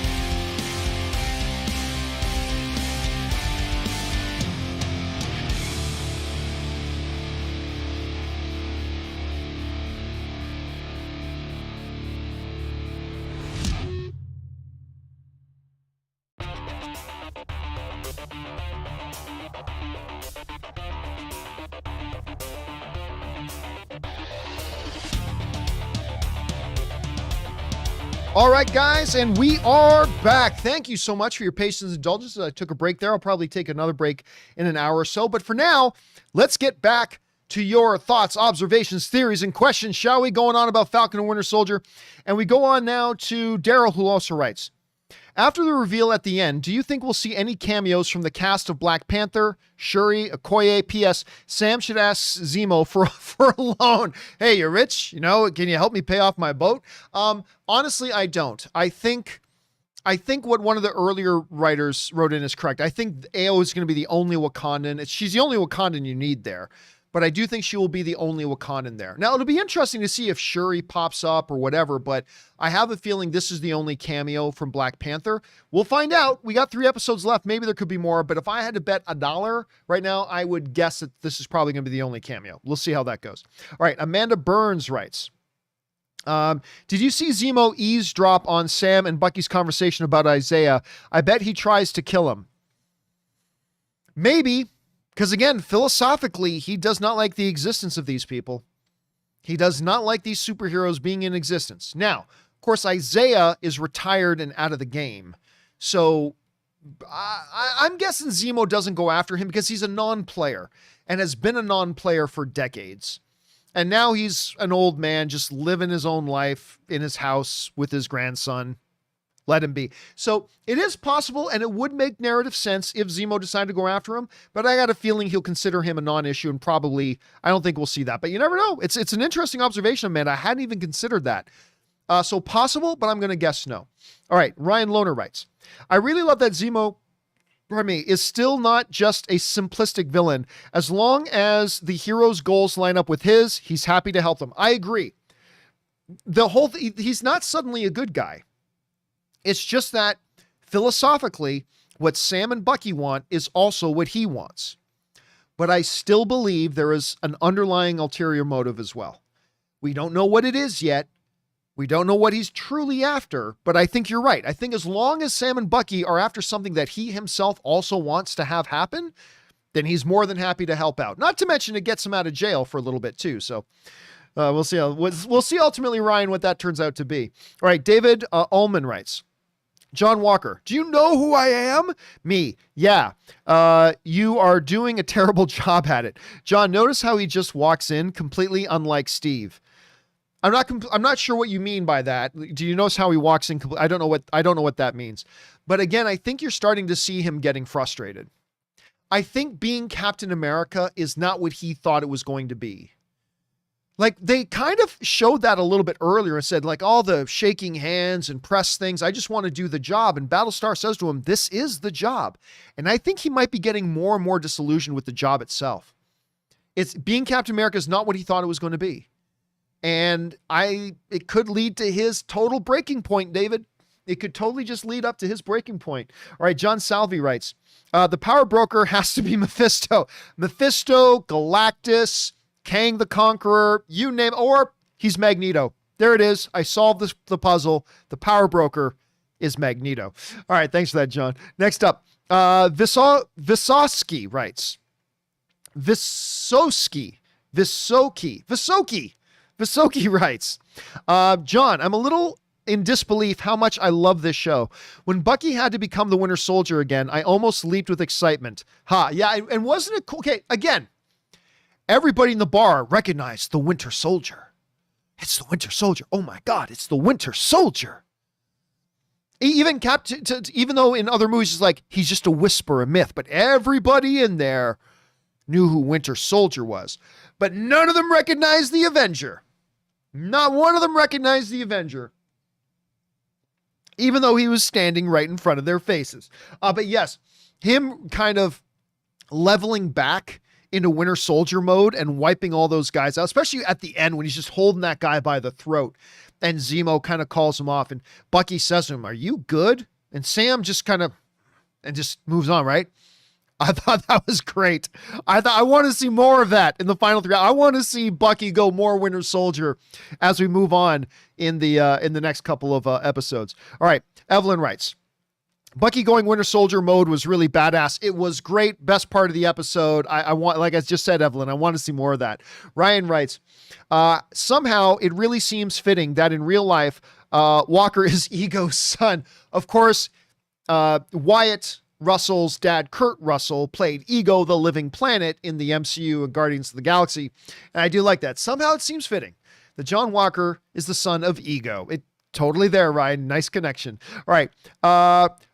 Prodigal's son writes, Dear John, 1 of 4. It seems to me that there is a good chance that the cameo that has been rumored could be Chadwick Boseman as T'Challa. 3 reasons. 1, Chadwick was alive at the time of the original. 2, Wakanda wants Zemo. 3, T'Challa spared him. Nobody can contradict that. I don't know if I want to be right. Seeing him in that role again would be awesome and painful at the same time. First, your thoughts on the possibility. Then, if it were your choice, would you keep the scene or reshoot it? Okay. I love the question about, let's say he did. I love what you're saying there. Let's say for a second, he did shoot the scene. Okay. Let's just assume that for a second. The question of considering what happened afterwards, would I take the scene out? That's a good question. That is a legit question. Because maybe it's just not maybe if they did shoot a cameo with Chadwick Boseman. Let's assume for a second. We'll come back to, do I think they shot a cameo with him? Let's come to that question in a second. For now, let's just assume for a moment that they did shoot a cameo with Chadwick Boseman. Should you leave that in the movie or in the show, or should you just remove it? Right? Would it just be more respectful at this point, unless it's important to the story? Would it be more respectful at this point to just remove that scene from it? And that's a really good question. That is a fair, legitimate question. I myself, if it were up to me, I would leave it in. I would leave it in if that was the case. And I would make a very big deal out of it. You know, to honor Chadwick Boseman, I would make a very, very big deal out of it. About, you know, Chadwick, our king, one more time gracing us with his presence. So, yeah, it's a great question. If he had shot it, should you leave it in or should you take it out? I think there's a good argument to be made for taking it out, but I personally would leave it in. Okay, that said, I really think it is highly, highly, highly improbable they shot a scene with him. And look, I bring this up to illustrate a point. I hope bringing this image up is not considered disrespectful at all. I bring it up to make a point that we should be aware of. We all remember, now this was long before they started shooting Falcon and Winter Soldier. Before they started shooting Falcon, was some time before they started shooting Falcon and Winter Soldier. Chadwick Boseman got on social media to talk about some things, right? To talk about some things. And the picture on the right is obviously him as Black Panther, looking very, very different than what he does on the left. Now, of course, this was before anybody knew that Chadwick was sick. At least the public didn't know. We didn't know that Chadwick was sick. And when he put out this social media video, it raised a lot of alarms with some people, because a lot of people started speculating at this point that they were fearful of his health. A lot of people were mentioning they were worried about his health, that he was looking unhealthy. And obviously those people were right. Like at the time I said, no, he's probably pulling a Christian Bale. That's what I thought. I thought at the time, he's probably just pulling a Christian Bale and he's dropping a lot of weight for a role. I'm sure if he was sick to the point that his physical appearance had altered this much, I'm sure that we would know about that by now. And I'm pretty sure he's just losing weight for a role. I mean, he would say something if there was actually something going on with his health, right? Again, we in the public didn't know it. Probably those in his close circles did. Now, understanding that his physical condition had deteriorated to the point that he looks like that in the far left. And this is long before they ever were starting to shoot Falcon and Winter Soldier. You can only imagine what his physical condition and appearance would have been like 3 or 4 months down the road from when that image was taken. His physical appearance and condition probably deteriorated even more. Would he have been in the condition and in the place that he could have gone in and shot stuff? I just don't think so.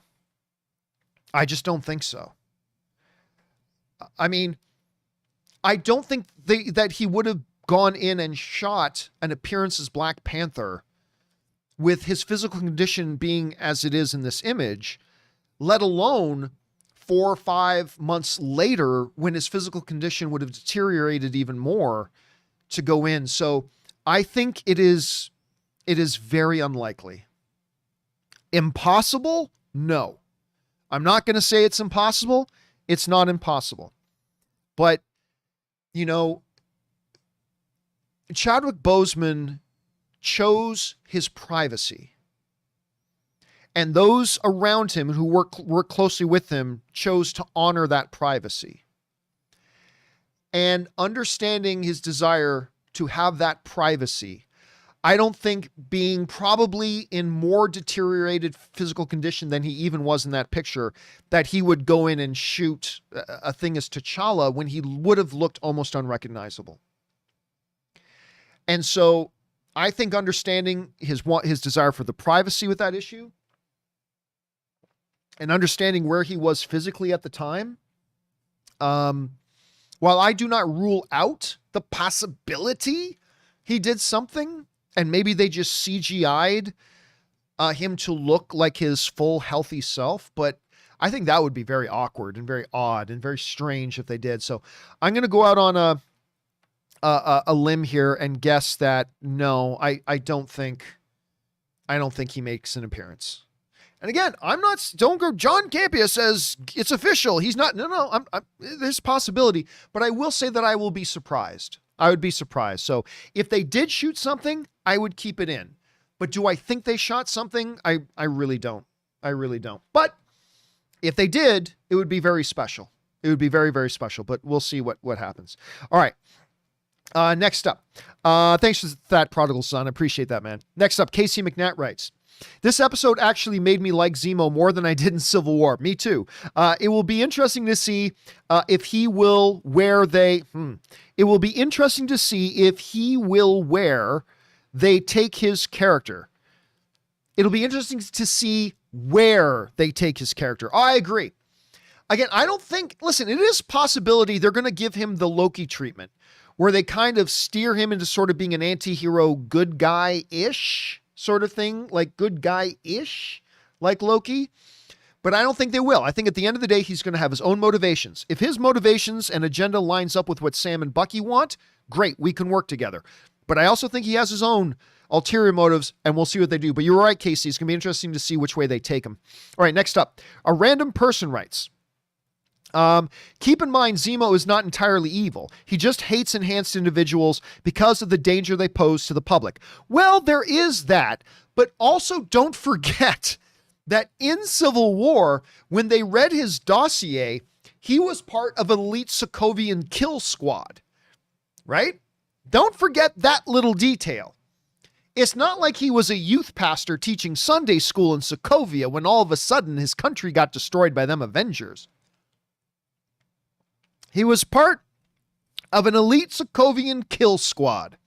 That doesn't automatically, he might have just been a soldier doing his duty, serving his country, but, you know, it takes a little, takes somebody with some moral ambiguity, somebody with a little bit of gray in his morality to be part of a government kill squad, right? So I'm just saying that they've never come out and said he's just a straight up terrorist, but, you know, might have a little bit of darkness in there. Anyway, just something to think about.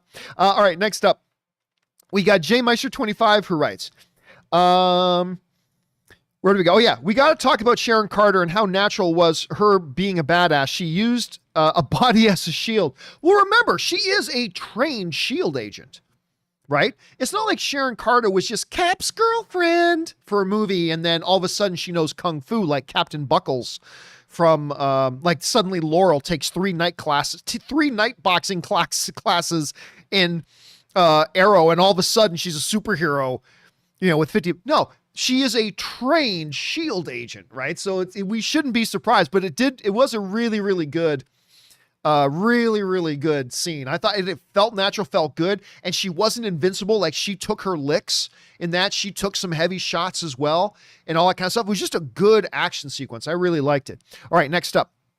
A-Rod 2006 writes, could Zemo be redeemed like Loki was? I genuinely think Daniel Bruhl is a great actor and would be amazing as a sometimes friend, sometimes foe. Redeemed? No. Sometimes friend, sometimes foe? Again, that is possible as long as their motives align, as long as their objectives align. Like, again, I think Bucky and Sam can count on Zemo going towards their shared objectives. But it's then, what about the ulterior motives what about his other objectives? Because again, I think he has other objectives that aren't connected to what their objectives are. But yeah, he could become somebody like, hey, as long as we want something that he also wants, he'll help us out. But then again, he'll also want other things that we don't want, and we got to be careful of that. So we'll see where they go. So like Loki, probably not, but hey man, they've done it with Loki. Maybe it's on the table. All right, next up. Telephone Productions writes, hey John, what are your thoughts on the direction what are your thoughts on the direction they went with Sharon Carter? It was hard for me to see her fully embrace the outlaw lifestyle. You know what? At first, I kind of thought the same thing, but when they had that scene in her flat where she just listen, you can have a radical shift in perspective when something as startling and traumatic as your own country turns on you. You'd be surprised what that can do. You'd be surprised. How many times have we seen best friends become mortal enemies over a girl? How many times have we seen family members turn on each other because of some trite thing? When you are somebody like Sharon Carter, who you invested your life, you followed in the footsteps of your great aunt, the great Peggy Carter, and you've dedicated yourself to the service of your people and your country and your beliefs and all that kind of stuff. And then in the process of doing what you felt was right, your country and your government and your people turn on you and they make you an outcast and they label you as a villain. And I thought about that for a minute and I thought, yeah, if my country wants to give the big fuck you to me, then I'm going to give the big fuck you right back. I'm going to give it right back. So screw all that. Screw your institutions. Screw family pie, mom and dad on Sundays. Screw all that. You effed me over. So you know what I'm going to do? I live my life by that code and look where it got me. So now I'm going to do things totally different. Yeah, I could see it. So that part of it, like her living on the fringes now, I buy it. How connected, and once we find out what her true motivations are, maybe I'll start to question that a bit. But again, there's more to it. We'll see what happens there. All right.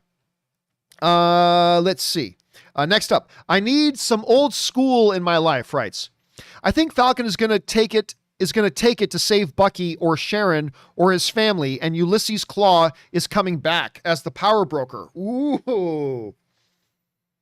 I mean, listen. Claw was not immortal, right? He was just a regular dude with some souped up tech for a hand. He's dead. But this is the Marvel fake death universe. And if they were to say that Ulysses Claw, I mean, I would love it because I was bummed out. I'm not going to lie to you. I was bummed out when they killed Claw. I was totally bummed out. I was loving that character in Black Panther before Killmonger killed him, right? I was told, so I'm going to guess that's not going to happen. I'm going to guess that's not going to happen, but I'd be down for it because after all, this is the Marvel fake death universe. Let's see where they go with that. All right. Morel Bamba writes, Zemo was the highlight for me, I think for a lot of people, dude. Specifically his killer moves in the club. I mean, basically, it's like they took, I go to Vegas a lot. I mean, not since the pandemic, but I go to Vegas a lot. I like to get the private tables in the clubs.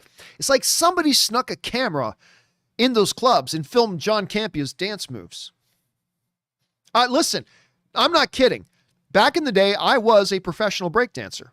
People think I'm joking when I say that, but nope. I actually got paid to breakdance when I was a kid. I'm not joking around. I really did. We got paying gigs doing breakdancing. But today, you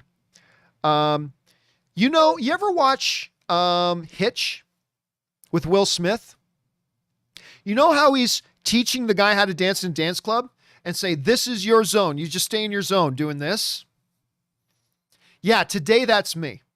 That's the extent of my moves in the dance club. That's it. That's all I got. That's all I got. Back in the day, something completely different. But like the last 20 years, I live in that hitch zone. That's it. That's the full extent of it. That's all it is. So yeah, it's almost like that they did motion capture of film of me in a Las Vegas nightclub and then just put motion capture onto Baron Zemo's body doing the John Campea. That's pretty much it. All right, next up. ZX0 writes, the episode was great. Sharon shady as F. Again, now look, whether what is going on with her is for good purposes or evil, I don't know yet. I'm not ready to pass judgment on that. But again, there's something more going on there, and maybe it is shady. Again, there's just a little tiny chance that maybe she's power broker. There's a lot of arguments against that. I don't really think that's the case, but there is a tiny chance. All right, next up, Juno Faulkner writes, Zemo's drip was immaculate. This episode. I think Sharon is the power broker, so there's a lot of people who are starting thinking that. And John Walker is starting to lose it from the pressure of being Cap. I think it's the pressure of being Cap, the disillusionment of being Cap. It's not turning out to be what he dreamed it was going to be. I think he thought something totally... I think he probably thought he was going to become Cap and all of a sudden the world would embrace him, all the old Avengers would embrace him, and it's not turning out that way. He's straight up rejected by Cap's... the real Captain America's two closest friends. Like, they straight up reject him. And that's got to damage his psyche. And yeah, I think there's a lot to that, dude. I think there's a lot to it. Okay, next up. Where was it? There we go. Juno also writes, I also think this new serum makes people unbalanced. Why Carly blew up the building. Walker is going to take some of the serum, make his mental. You know what? That's not a bad theory. That, remember, this scientist messed with the original formula. I made it my own. No super muscles needed, blah, blah. But maybe in doing that, it leads to mental instability. Like maybe Carly was always unbalanced and a little bit evil. Maybe she wasn't. Maybe the serum is starting to make her go a little bit mad. If that's the case, Juno, then your theory about Walker taking the serum and starting to go mad, that fits. I'm not saying I buy it. I'm not saying that's what they're going to do, but narratively and logically, that would fit. So that's something to keep an eye on. Good thought there. All right. Juno also writes, state even worse and lead. Oh, his mental. So this is a continuation. Guys, please make sure you put 1 of 2, 2 of 2, whatever, so I can follow along. It makes his mental state even worse and lead to the final fight against Sam and Bucky. Again, yeah, I'm not sure that's what they're going to do, but that would make logical sense. So yeah, I won't. You guys have been throwing out some great theories today, like some really, really great theories. Okay, let's keep an eye on that. Cause it was, Walmart Captain America, Walmart scientist who recreated the super soldier serum. Let's see where they go with that, Juno. Good thoughts, man. All right, next up.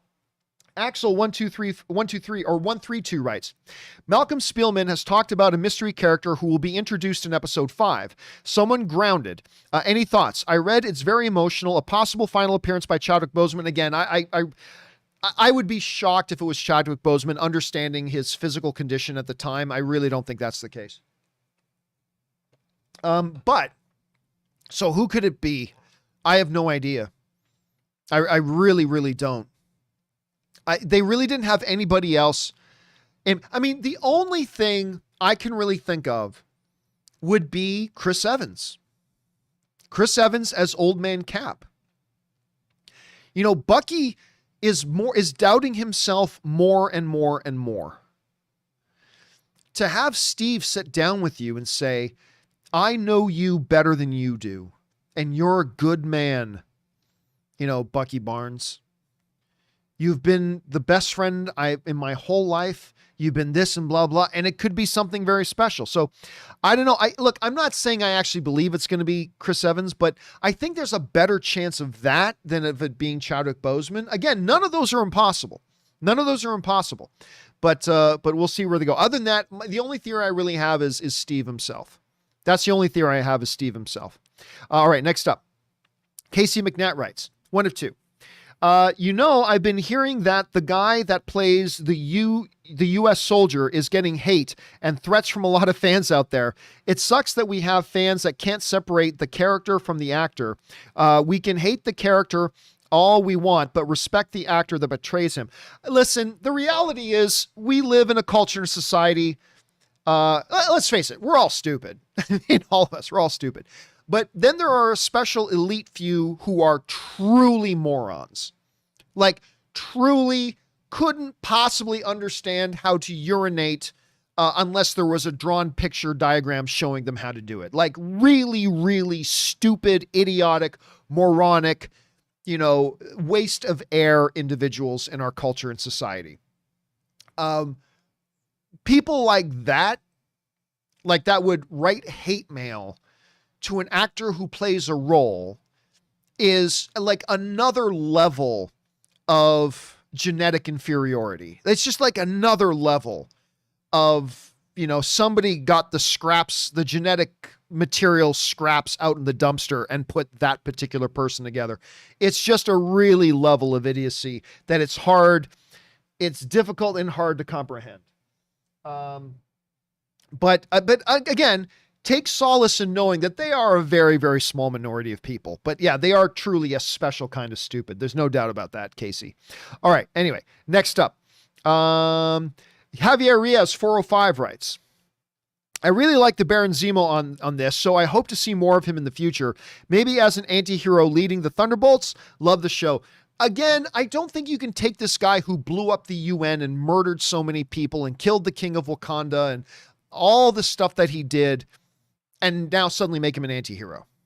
I think he could be a guy. I think he will still be around in the MCU, but I don't see them again giving him the Loki treatment. I don't see them giving him the Loki treatment. Now, you can make the argument, John, Loki was responsible for the deaths of a lot of people too, and absolutely. We're dealing with an Asgardian god, though. We're dealing with the god of mischief. And there's just something different, who's been around for thousands and thousands of years and probably supersedes our understanding morality anyway. But with a character like Zemo, I don't know. Maybe, but I'm not going to lie. I'm digging Zemo in this show. I really am. And maybe that's bad that we are, but I am digging Zemo in this show. All right. Anyway, moving on. Hank Jones writes, I don't think Sharon killed Selby. She says that explain why you hear and Selby is dead, but I'll give it a 34% chance that she didn't. Oh, listen, I don't think it's a foregone. A lot of people are talking like it's a foregone conclusion that it was Sharon that shot her. I am not convinced it was. I think that still might be a dangling mystery, to be honest with you. I mean, I'm not saying definitively that it wasn't Sharon that shot her. Again, I think there's a lot going on with Sharon that we're not aware of right now. And maybe Sharon is the one who shot Selby. But I'm not willing to write that possibility off at all. I think it would be really a little bit naive right now to just completely write off the possibility that it was indeed Sharon that killed her. Again, it's not definitive. It's very well that she may not have. But when you understand, well, she was there. There's obviously shady stuff going on with her. She's working for somebody else, or maybe she's the power broker herself. I mean, who knows, but there's something going on there. So I don't think we can write off that possibility. But again, I'm not committed either way. I'm not all committed to she was the one who killed her or she wasn't the one who killed her. I'm not committed on either side of that. I still think that, the jury is out on that. I think the jury's still out on that one, Hank. We're going to have to wait and find out. Maybe in the next episode, we'll find out. All right, next up. The Sock writes, Zemo carefully crafted their identities, but didn't think to tell them to turn off their phones so they didn't blow again. And again, why make him? It just so happens that Smiling Tiger looks just like an Avenger, and nobody recognized the Avenger. It's funny how in the US, when Sam walks into a place, nobody said, hey, it's Smiling Tiger. No, they all look at him and go, you're Falcon. Or yo, Black Falcon, as the little kid said, right? Which I thought was so funny. You're Black Falcon. And the maggot, like, nobody mistook him for Smiling Tiger. Everybody knew is that. Anyway, yeah, there's a lot about that, Sock. There's a lot about that I find very questionable. Jacob Hirsch writes, do you think it could have been Chadwick at the end of the episode instead if he were still alive? Do you think we learned T'Challa's fate in the MCU? Actually, no, I don't think they would have done that. I don't think they would have used a character like let's say we lived in a better world where Chadwick Boseman never got sick and died. In that great world, would they have had the Black Panther do a quick cameo in a Falcon and Winter Soldier show? Probably not. Nah. They've been doing really good. Look, it's like WandaVision, right? What they did was they went out and got these B and C list characters that we don't really think a lot about and put them in kind of a prominent role. They did that with Darcy and Agent. Oh, what was his name? What was the character's name again? Agent. Was it Wu? Was it Agent Wu in? Is that what? Now I can't remember what they called this character. Anyway, so right, they went out and got these characters and brought them in. And you guys are saying, yes, it was Agent Wu. Okay, there you go. They went out and got these secondary characters that we didn't really think a lot about, and they broadened the universe by putting them in more prominent roles. So I think they probably, even if Chadwick Boseman had been alive, I don't think they would have thrown him in there as a cameo. I think going out and getting a character like Ayo, if that's how you pronounce it, AYO, going out and get a character like that is totally consistent with what they did in WandaVision, right? So no, I think even if Chadwick Boseman was still around, I think she would have been the cameo anyway. I don't know that for certain, but it seems like that's what would make sense. All right, JMeister25 writes, I love what they're doing with Zemo. Question is, what is he going to do next? Again, I think that all depends on what we find out is his true motivation. What is his true mission? What is it he really wants done? Because he does want what Sam and Bucky wants, but there's more to it. And I think once we find out what that other thing is, I think that'll start to paint the picture for us about what's going to happen long-term with Zemo. But we'll find out. We'll find out. All right, next up. Ben Heusa writes, so who wins in a dance-off, Zemo or Quill? I actually enjoyed Zemo's character a lot more in this show than I did in Civil War. Again, I am completely in agreement with that. I think it's obvious Quill wins the dance-off. I mean, he did win a dance-off that saved the universe, so we'll give that one to Quill. But I agree, there was something very enjoyable. Even if they retconned him a bit from Civil War, they totally did retcon him a bit, but they made him an interesting and likable character. I've enjoyed watching him on this show, and it's going to be neat to see what they do as they move a little bit more forward. All right, Miguel Zian writes, I hope they explore Madripoor more in Disney's future. What are the chances of the power broker being Thunderbolt Ross? I think nil. I think that's a zero possibility. Or maybe even Kingpin. No, they're not bringing that stuff in at this point. Thanks. So Thunderbolt Ross, primarily, the reason I say zero is because Thunderbolt Ross is, at least in the MCU, is all red, white, and blue. He's a dick. He's a big dick. But he is one of the good guys. He, above all things, USA, blah, blah, blah. Thunderbolt Ross is as straight edge as it gets. But John, there's this one time in the comics. It doesn't matter. It doesn't matter what happened one time in the comics. The reality is, in the MCU, Thunderbolt Ross is as patriotic as red, white, and blue. He's the Secretary of Defense. Right? Is the Secretary of Defense? Or was he Secretary of State? I think he was the Secretary of Defense. And one of the big secretaries in that. He doesn't have time to, secretly on the side, be the power broker in Madripoor. Yeah, there's that. So no, I don't think they're really going to do anything about that at all. All right. I definitely don't think it's Thunderbolt Ross, and no, it's not going to be Kingpin. All right. So what's next here? That was Jay Meister. Ben, no, that was Ben. Sorry. That was Ben. Yes. No, we already did Ben. Oh, then that was Miguel. Next up, James Lee writes, Sam was a counselor for veterans at S.H.I.E.L.D. Sam's first dialogue with Cap, Buck. Let me try this again. Sam was a counselor for veterans at S.H.I.E.L.D. Was he with S.H.I.E.L.D. or was he just with the military? I don't. Did they say he was working with S.H.I.E.L.D.? I didn't think he was. Maybe I missed a part of that. Anyway. I lost my place again. There we are. Sam was a counselor of veterans at S.H.I.E.L.D. Again, I don't think it was a S.H.I.E.L.D., but maybe I'm wrong about that. Sam's first dialogue with Cap. Buck is not a vet. But, Buck is a vet.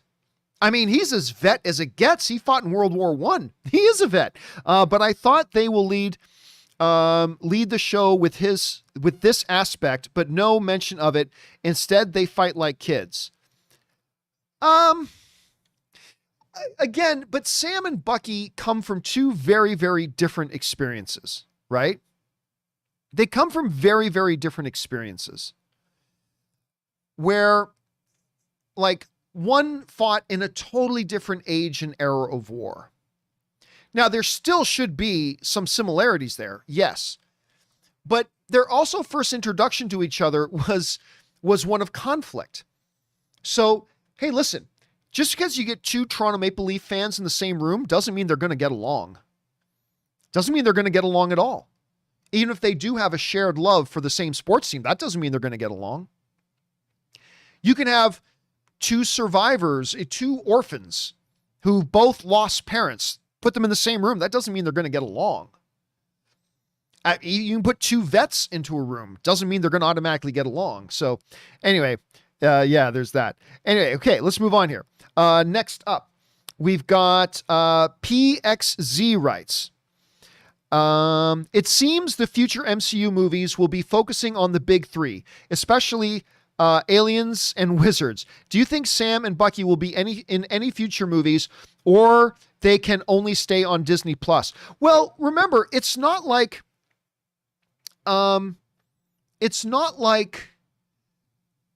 Bucky and Sam have just been introduced for the first time on Disney Plus. They have been movie characters. So yes, they can absolutely appear in movies moving forward. Absolutely. No doubt. I have no doubt the next Avengers movie, whenever it happens, they will both be in it. So now, it might be a little different if we had never met Sam and Bucky before, and this was their first appearance, and they're appearing in a little Disney Plus show. Okay, then there's some question about whether or not. But remember, these guys started off as big screen characters. They're getting their own series. They'll definitely, I have no doubt they will appear on the big screen again. No doubt. All right, next up. Clay Woodley. Thanks for sending that in PXZ. Appreciate that, man. Clay Woodley writes, I saw Godzilla vs. Kong this past Friday, and I loved it. Just a really fun time. Theater experience. Well, I appreciate that. I loved it too, but we are here specifically to talk about Falcon and the Winter Soldier, just so we're clear on that. Next up, John D'Amato, but thanks for sending that in, Clay, regardless, because I loved watching it in the theaters as well. John D'Amato writes, I'm so glad Emily Van Camp is finally getting her due. Falcon and Winter Soldier. She has so much more personality here than in the movies. I don't know. I really liked her personality in the movies as well. Like, don't get me wrong. I like Agent Carter with a little bit of an edge to her. She's a little jaded. She's been burned. I like the way they've done that, but I also really appreciated her personality in the movies as well. Look, I just like Emily Van Camp. If I'm not mistaken, she's a good Canadian girl too. I believe she is also a good Canadian girl. I believe so. Let me just look this up. What nationality is Emily Van Camp? I believe she's Canadian. Yep. Good Canadian kid. Emily Van Camp. Born in one of my family vacation spots, actually, Port Perry, Canada. Emily Van Camp. Good Canadian girl, ladies and gentlemen. The Canadians out there making everything just a little bit better. The Canadians making everything just a little bit better. So, yeah, it works very well. All right. Next up. Clay Woodley writes, also, John, this is my first super chat in over a year. Just been really busy and haven't been able to watch your show that much. I'm happy to be back. Hey, there's no obligation to send in super chats. We're just happy that you're here and part of the community and glad that you're a part of it, man. So thanks for sharing that. I appreciate that very much, dude. All right, next up. Where are we? James Hoffman writes, it was mighty convenient that Sharon Carter just happened to be there to save Sam and Bucky. I think Sharon might be the power broker. Again, I agree. It was very convenient. I mean, we understood why she was in Madripoor. We understood that, but why was she right there during that moment in that spot? It might have something to do with something shady. It might have something to do with something shady. So it was either just remarkably convenient, or there's going to be a shady reason why she was there. It could very much be the other part, because there's something else going on with Sharon, no doubt, but we'll see where that goes. Next up.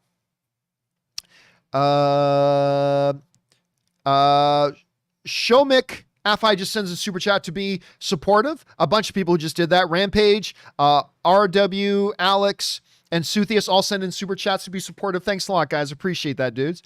Phil Kelly writes, it looks like the show kind of wants to rehabilitate Zemo, although his dance moves suggest he's still evil. Did the guys tell Zemo too much? I mean, I don't know. Look, if you want Zemo's help, think about this. If you break Zemo out to help you accomplish something, he's not going to be able to help you accomplish anything unless he has the information.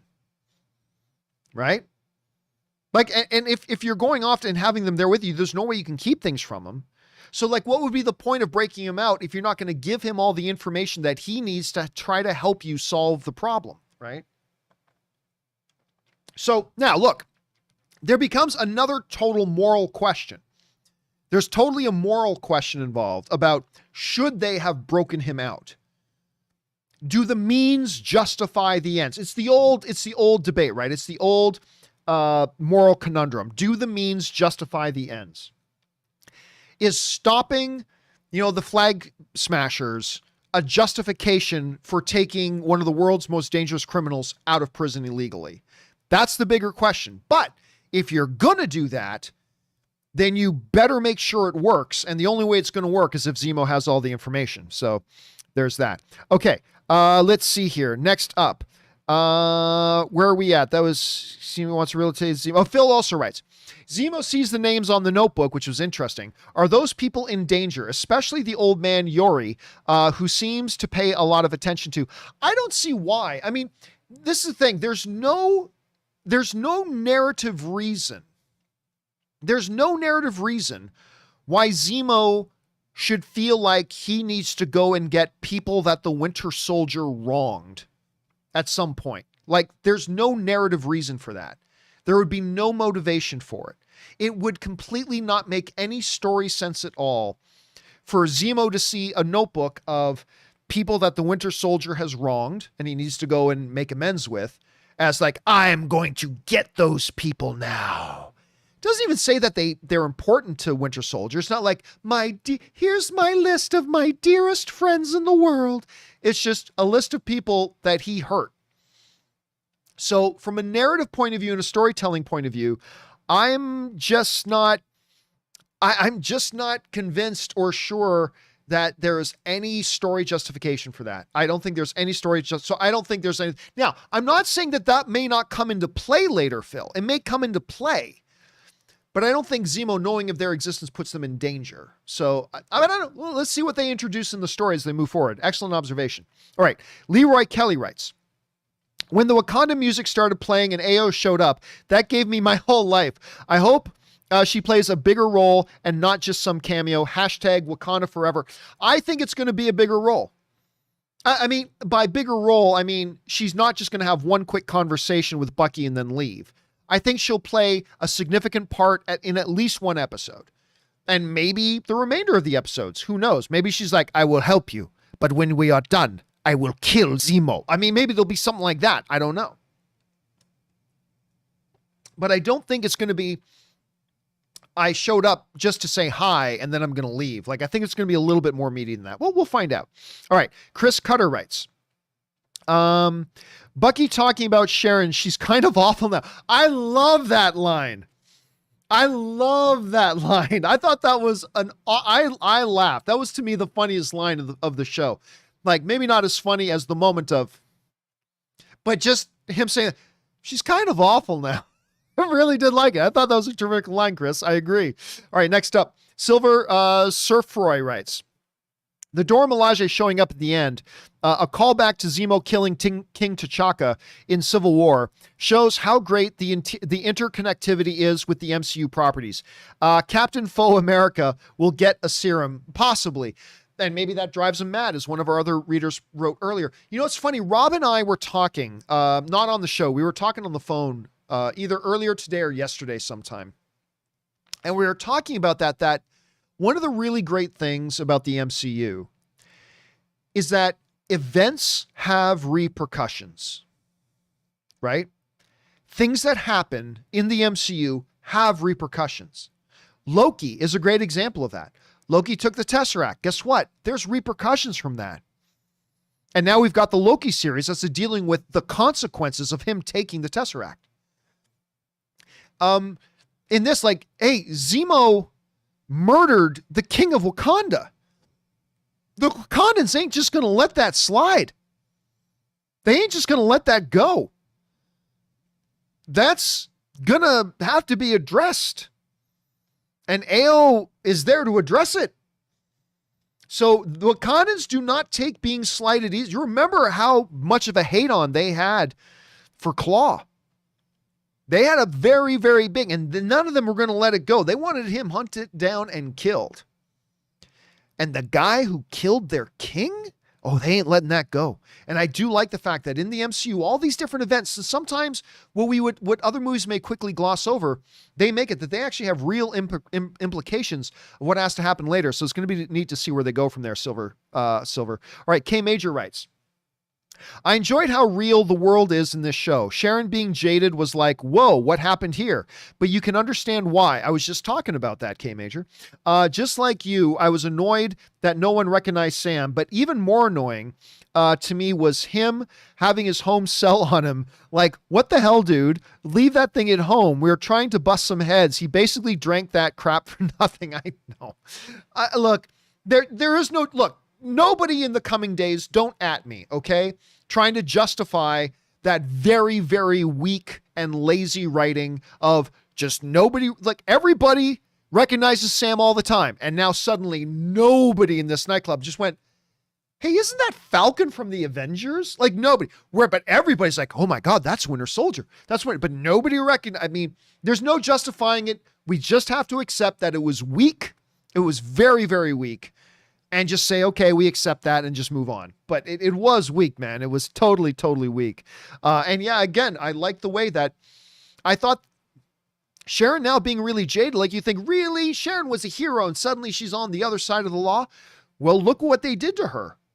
And yeah, I could totally see that. I totally accept that. Okay, let's see. Next up, we got Al Rensha, who writes, hey, John, how do you think Sam will get the shield? Will Walker give it up? Will it be lost in battle? Or maybe Sam/Bucky will just take it? I think Sam and Bucky are going to take it. I think it will come down to a fight. Now, whether it's a fight between Sam and Bucky versus evil Captain Walmart America, or Sam and Bucky just being in conflict with John Walker and needing to take the shield, I do think they take it from him. Now, how that's going to work out, I don't know. Like we've already seen in the trailer, Bucky and Sam practicing and wielding the shield. That hasn't come up in the show yet. That's coming. And I don't think John Walker just gives it up to them. I think they take it. Now, again, I don't know that. We're going to have to wait to see how the show unfolds, but I think they end up just taking it from him, Al. All right, next up. Where are we at?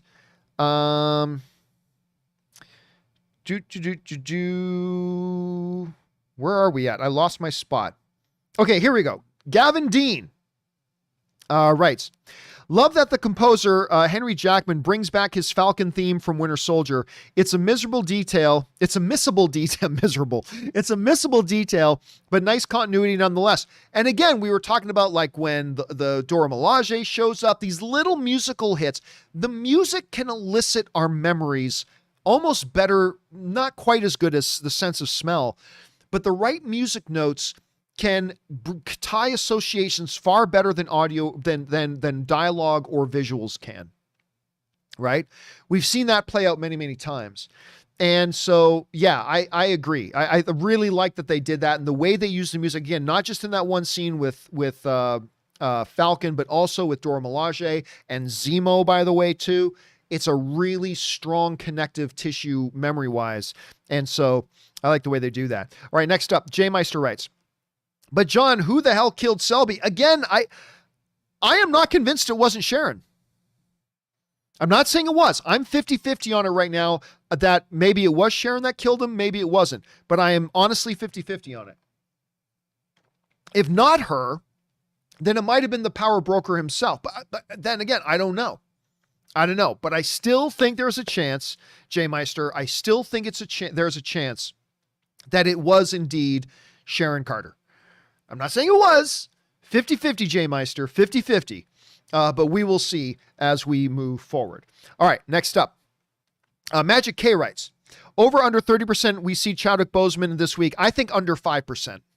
Again, I'm not going to say impossible, but when you take into consideration what his health situation was at the time that they were shooting this, what his physical appearance was going to be like during the time of shooting this, I think it makes it, I will take under 5%. Again, I won't say zero, but I will take under 5%.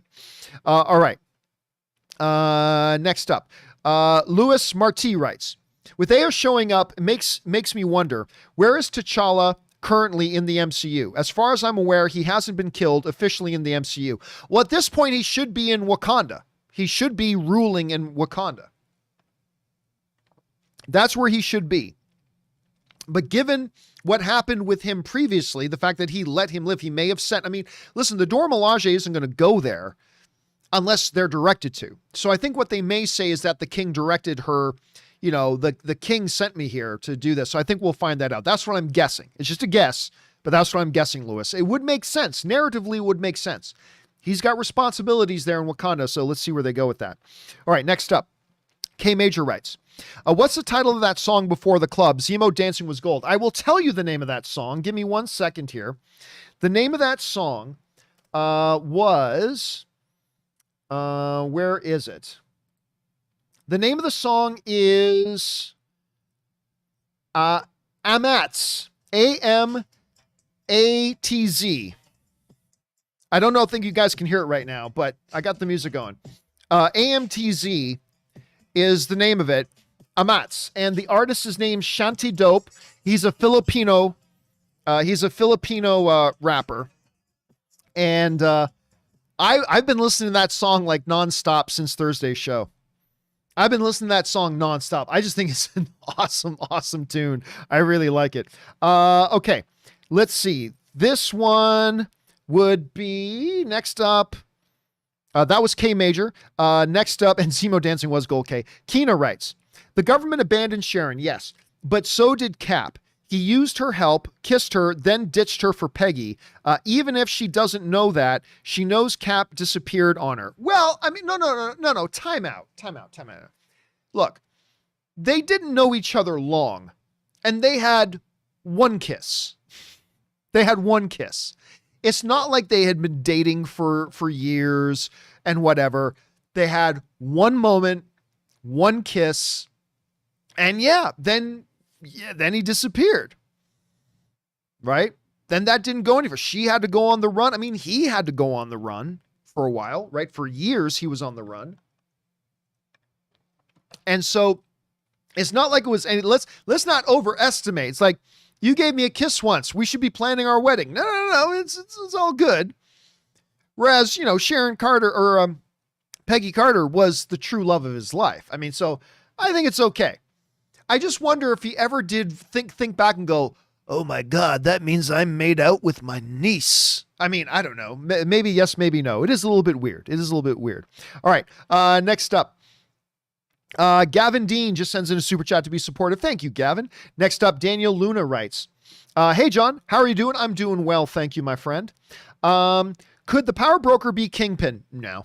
MCU's version of Kingpin, and if he is, over under 5% that he's being played by Vincent D'Onofrio. I know I'm reaching, but it would be pretty exciting. No.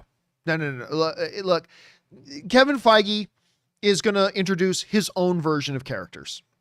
He's going to bring in his own version of these things. He wants nothing to do with those characters that were being run by Ike Perlmutter. He wants nothing to do with that.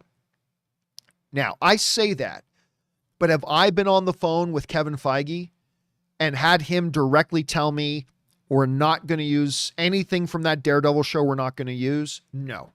So is there a possibility? Sure, there is a possibility.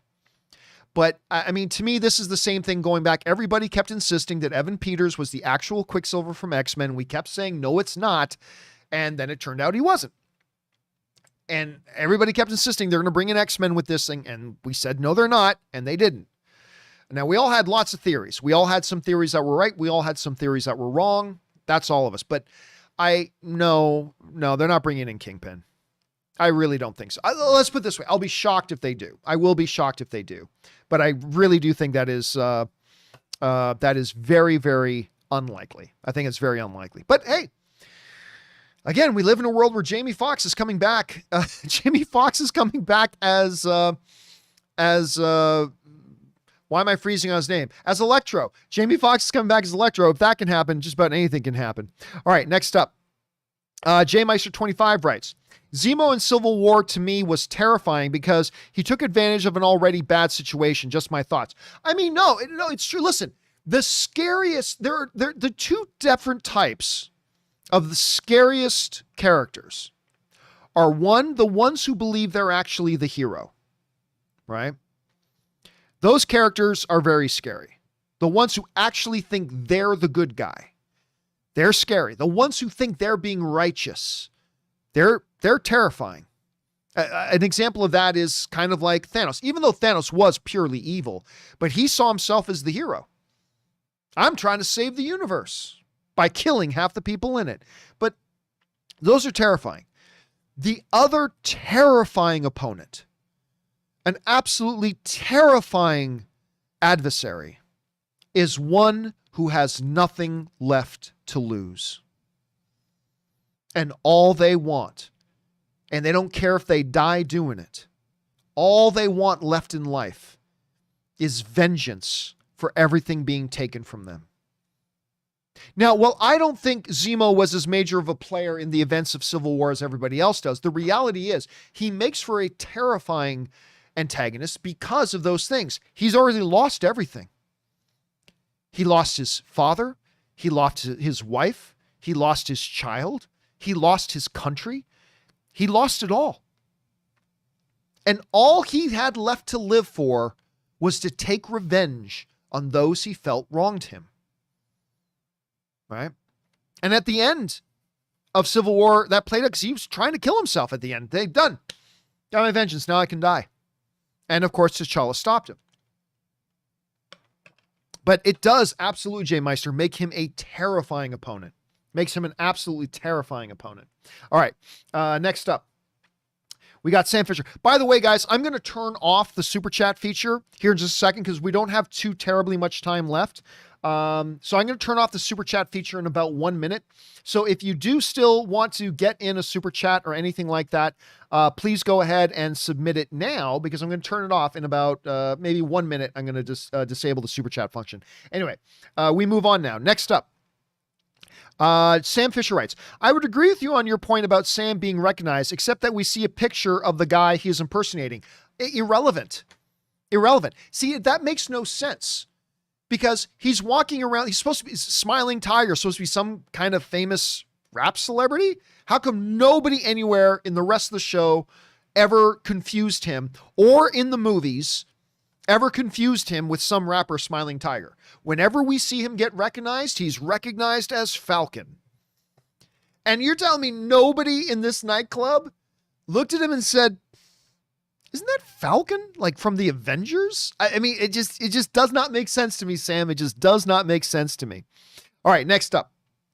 Thanos Almighty writes, imagine if Power Broker was Kingpin from Netflix. Again, I mean, would that be exciting? Sure. Would it make any narrative sense? Probably not. And again, I think it's been made pretty clear.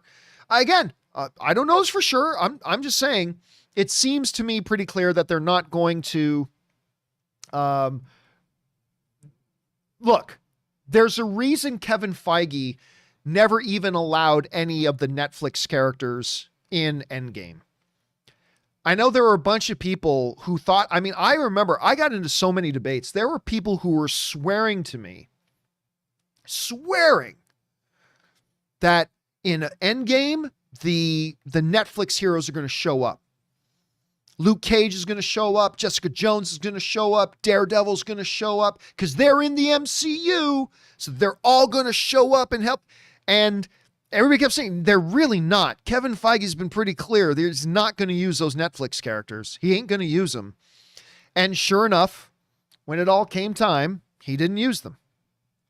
And I don't think he's going to start using them now. Again, now listen, Kevin Feige's a human being. He could totally change his mind.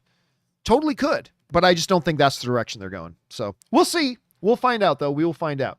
All right, next up. Oh, God, help me with this name. Adhithea.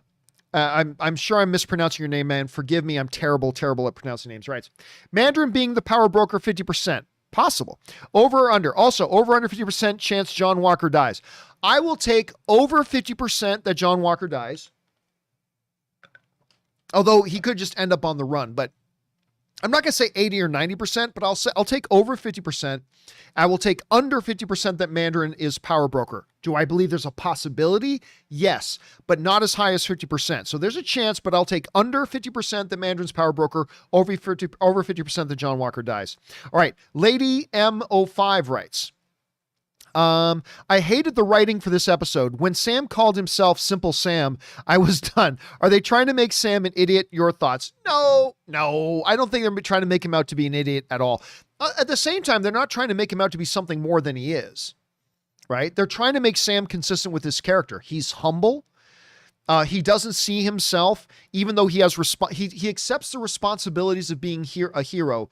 He doesn't see himself as the big hero either.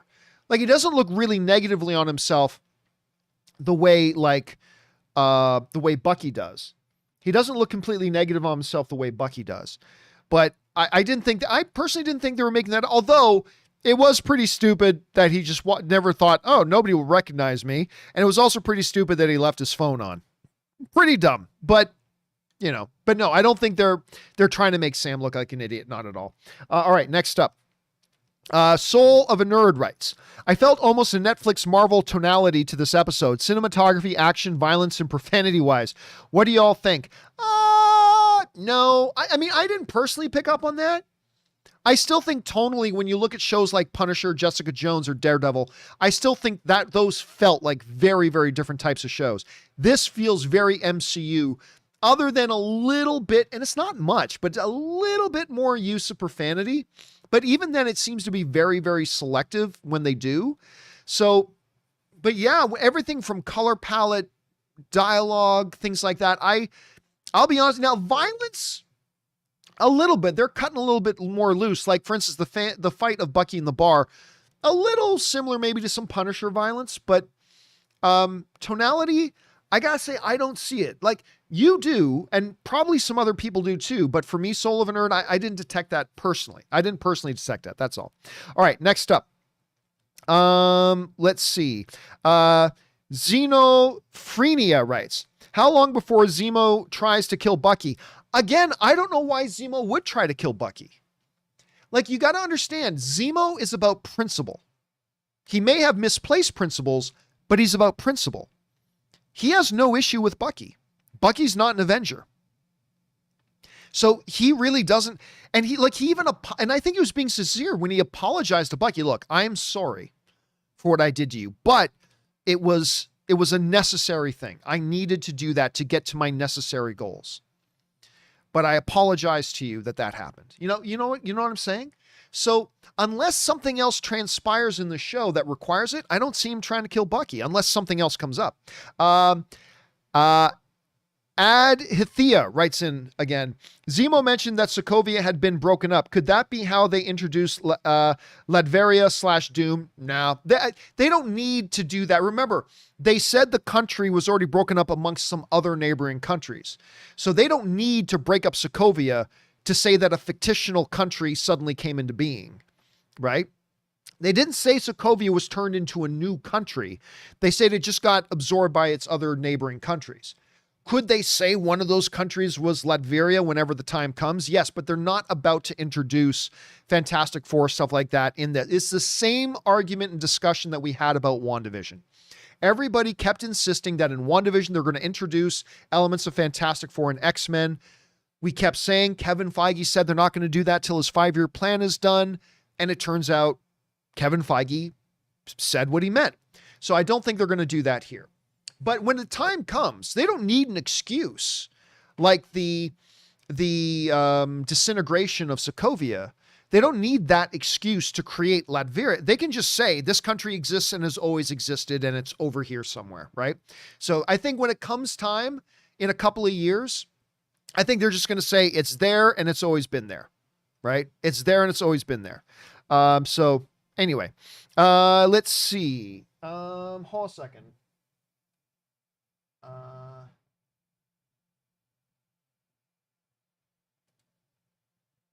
Okay. Next up, we've got, sorry, I keep losing it. I keep losing the super chat on my other monitor. Sorry, guys. Give me a second here. Okay, here we go. Also, he writes again, vibranium, the secret ingredient in super soldier serum. I doubt it.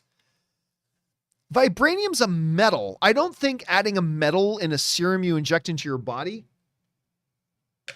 I mean, hey, listen, vibranium is a fictional substance. It's a fictional substance. So, I mean, they can say it does whatever they want it to say, but it doesn't, that would make not a lot of sense. It's like, put some silver in there. I don't know. So I'm going to guess no. You never know. It's possible, but I'm going to guess no. Okay. Next up. Lorad121 writes, I think Sam will take the serum after having a conversation with Isaiah. It's possible. Knowing what it would have meant to him as a kid to have a hero like that. That is possible. I think that is on the table. I don't feel like they should go that way. Like just turning Sam into a carbon copy of Steve. I don't think that's very creative. I think that's rather lazy. I think it's interesting that Sam is a guy without superpowers. I think that's an interesting thing. It's part of what makes Sam unique from Steve. To just make him more like Steve and give him the serum too, I personally think that's the wrong thing to do, and I think it would be lazy. But is it possible that that's what they do? It absolutely is. It absolutely is. I think it would be the wrong decision, but they very well could go in that direction. So we'll see, man. We'll see. All right, next up. Edward David writes, followed you from the UK for years, John. Thank you so much, man. Sharon was a spy for Fury. Yes. Fury is back with Sword, probably. It is possible that post-blip, Fury contacted Sharon as she did spy on Cap in the Winter Soldier for Fury. Your thoughts? Definitely a possibility. I mean, I don't know that that's what they're doing at all. I don't know why Fury, his mind is on higher level stuff right now, but narratively, and that ultimately is the most important thing, is narratively, that makes the most sense. I mean, it's not that it makes the most sense, but it does make sense. It connects narratively. Because of the way you just very eloquently laid it out, Edward, would be why it would narratively make sense. Now, there's 20 or 30 different things you could propose that narratively make sense. It doesn't mean they're going to do all those things, but it is definitely one of the options because that would make sense. She has worked for Fury before. Fury's a little bit off the grid right now. Maybe she's there at Fury's behest. You know, Cap saved his life. Maybe now to repay the favor, he's trying to help out Sam and Bucky from a distance. Possibility. I don't see them doing it. I don't think Fury's going to play a road, and I don't think that's Sharon's ulterior motives here. But let's not be shocked if they do go that way because, Edward, you just laid it out. It would make sense.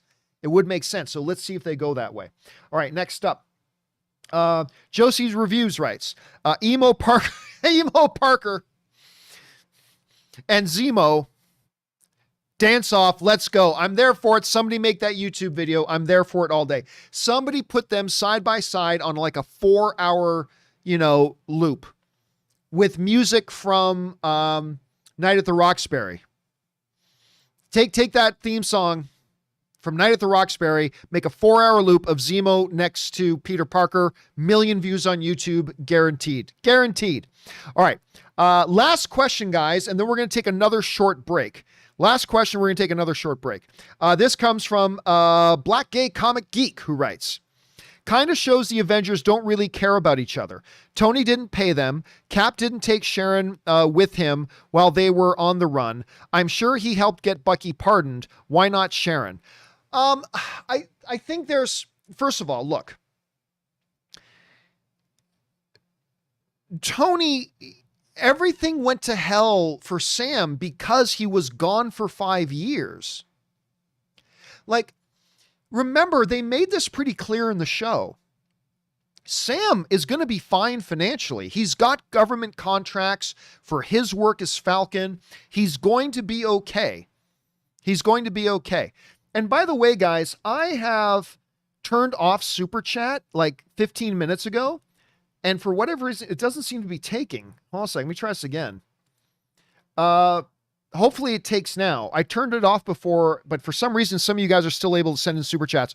Just in case something is wrong with it, please do not send in any more Super Chats. I'm running out of time. So please don't send any more Super Chats. And I do want to get all the questions answered. But the problem, remember, the bank said, the problem Sam was facing was, it's that you have no income the last 5 years. To which Sam says, of course I have no income for the last 5 years. I've been wiped out of existence for the last 5 years. And the banks still haven't figured out a way to compensate for those needs of those people. Remember, 3 billion people just suddenly reappeared after 5 years of being gone. The problem isn't that Sam was broke. The problem was he's gone 5 years without any income. And so he can't arrange. He's got nothing to do. He's going to be fine, right?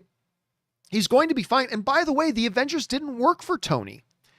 The Avengers, like Tony bankrolled the Avengers operation. He pays for everything, but then he was gone. The blip happened. Everybody was gone.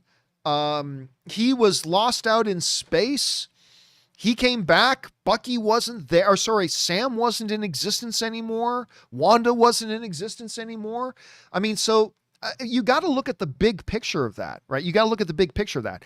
Again, Cap with Sharon, I don't even think he would have come close to being in contact with Sharon. Like, after the events of Civil War, he was flat out on the run, right? And there was no way for him to track her down or why he would go to get her. And yes, they knew each other for a little while, but she wasn't an Avenger and she can take care of herself. But at any rate, I don't think it's at all that the Avengers didn't care about each other. I think they clearly did. Are they each other's keepers? Maybe yes, maybe no. That's another thing. All right. Here's what I'm going to do, guys. We'll pick back up with John Chung in just a second. I'm going to take another quick little break. I'm going to use the bathroom because we've been going for, 2.5 hours now? Getting close to 2.5 hours. I'm going to run, refill my drink again, go use the bathroom, rest my voice for a couple of minutes, give you guys a chance to grab something to eat, talk amongst yourselves. Don't go anywhere. We'll be right back and we'll wrap this thing up. Probably got another half hour, 45 minutes to go. So I will be right back.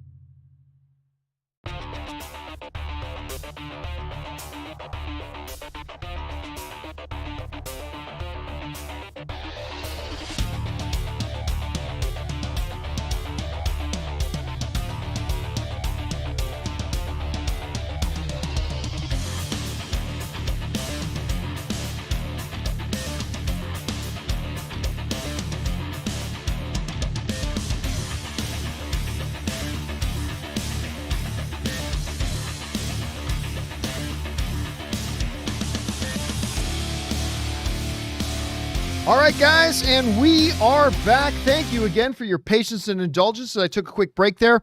Let's now get into the final batch of questions, probably about a half hour out from wrapping up here.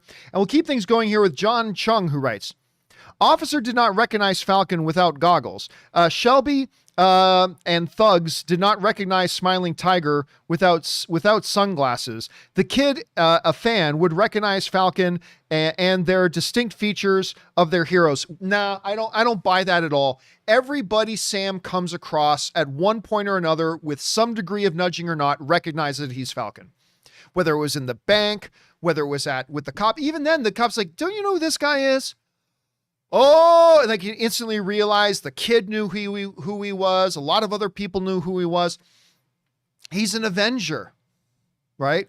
Everybody they show him coming across recognizes who he is. And then suddenly he's like in a nightclub and nobody recognizes him. And they pass it off as saying he's Smiling Tiger, who nobody in any of the movies or in the show has ever accidentally mistaken. They say, you know, you look like that famous guy, Smiling Tiger. No one ever said that in any of the movies or in the shows ever. But all of a sudden, they all just think he's Smiling Tiger. And nobody, when tons of other people are recognizing him as Falcon, nobody there recognizes him as Falcon. I'm sorry, John, brother. I'm sorry, my brother, but that makes no sense to me. That makes absolutely zero sense to me. Yeah, maybe not everybody gets one quick glance at him and goes, wow, it's Falcon. Like some people are like, oh man, I know who you are. I know who you are. And you know, Sam goes, oh yeah, Falcon. Yeah, maybe a couple people like that. But you walk into a nightclub and nobody recognizes you. Oh, they all recognize Winter Soldier, this legendary phantom that nobody's ever seen, but they all recognize Winter Soldier. Oh my God, it's Winter Soldier. Oh, it's Winter Soldier. Oh, look, it's Winter Soldier. But nobody recognized Falcon from the Avengers. I don't buy it. There's just no way. It's like Tom Brady walks into a club in Italy and like not just bumping into one person. It's like Tom Brady walking into a club in Italy and like with 500 people and nobody there recognized him. Everybody, he's like he walked in and said, yeah, I'm Justin Bieber. Well, he kind of looks like Justin Bieber. Okay, look, it's Justin Bieber. No. They would recognize that's Tom Brady. And the guy who helped save the lives of 3 billion people and is part of the Avengers would totally be recognized. I'm sorry, my brother. I just do not buy that excuse. I do not buy that in the slightest. Not in the slightest. Especially like this big crime lord, Shelby, right? Who's obviously got her fingers on a lot of things going on, blah, blah, blah. Doesn't recognize an Avenger standing right in front of her when a child in the street goes, hey, you're Falcon. Like, it makes no sense. To me, it makes absolutely no sense. And I forgive it. It's not like it ruins the show for me or anything, but it makes no sense to me. But that's just me. Thanks for writing that in, man. All right, Patty Ice writes, John, like your channel a lot, just chipping in. Haven't watched this show personally yet. Oh, Patty Ice, do go watch it. Do go watch it. It's very different from WandaVision. I'm enjoying it a lot, though. But thanks a lot for coming by, Patty. I appreciate it. And thanks for being part of our community. I appreciate that. All right. Ed Hytha writes, does Bucky get his pardon revoked? People caught him doing violence on camera. Does John Walker go after him? I mean, theoretically speaking, look, Falcon, who does work for the government, actually, he gets government planes to take him around. He has been, charged with trying to figure this whole thing out. They sent him around the country doing this. I suppose Bucky could say, I enlisted his help and I needed his help for government work. I suppose his psychiatrist could revoke the pardon, but I don't think she's going to do that. I think the psychiatrist, basically the psychiatrist wrote gave her sign off on it, right? Like when she sat down with Bucky and with Sam, she was under now the understanding that Bucky is working with Sam on something. And she essentially on that gave her sign off on it. So I'm going to guess that no, his, it's a good thought, but because of that, I'm going to guess that I'm going to guess that he's okay. I'm going to guess that he's okay on that level. All right, next up. Fang Blaze writes, "Hey John, love the show. Thank you so much, man. Hold on a second. Who's the fucking moron? This Erica Mason in the live chat. Get out of here, troll. Anyway. Fan Blaze writes, "Hey John, love the show. I think Captain Walmart is going to murder somebody next episode because on one of the TV spots there was a ton of blood on his shield. Also, release the Umbrella Cat." Yeah, never ever going to be doing I don't know whatever happened to that Umbrella script. I don't know whatever happened to that Umbrella script. Maybe someday I'll look into it to see whatever happened to it. But remember, the blood on the shield could be from battle. I mean, it could be that, you know, John Walker gets into a fight with a bunch of flag smashers and might not, I mean, it could have been legitimate blood on the shield from battle. So there is that. There is that maybe. But it's also possible that maybe he straight up murders somebody. But listen, I don't think, like, we saw shots of Tony in certain trailers where he had blood on the armor. Well, that doesn't mean he went out and murdered somebody. Look, it is very possible John Walker murders somebody, but let's not jump to that assumption because there are a lot of different ways and reasons why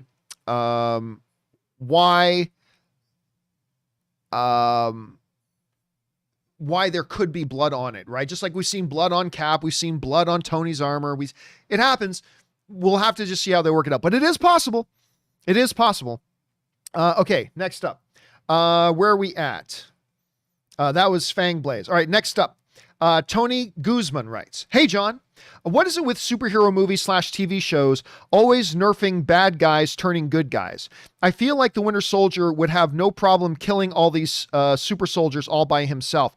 I honestly don't know why anybody has that assumption. I don't know why anybody would assume that the Winter Soldier would have no problem killing other people who have the same strength and power level that he does. He's a more experienced warrior, yes.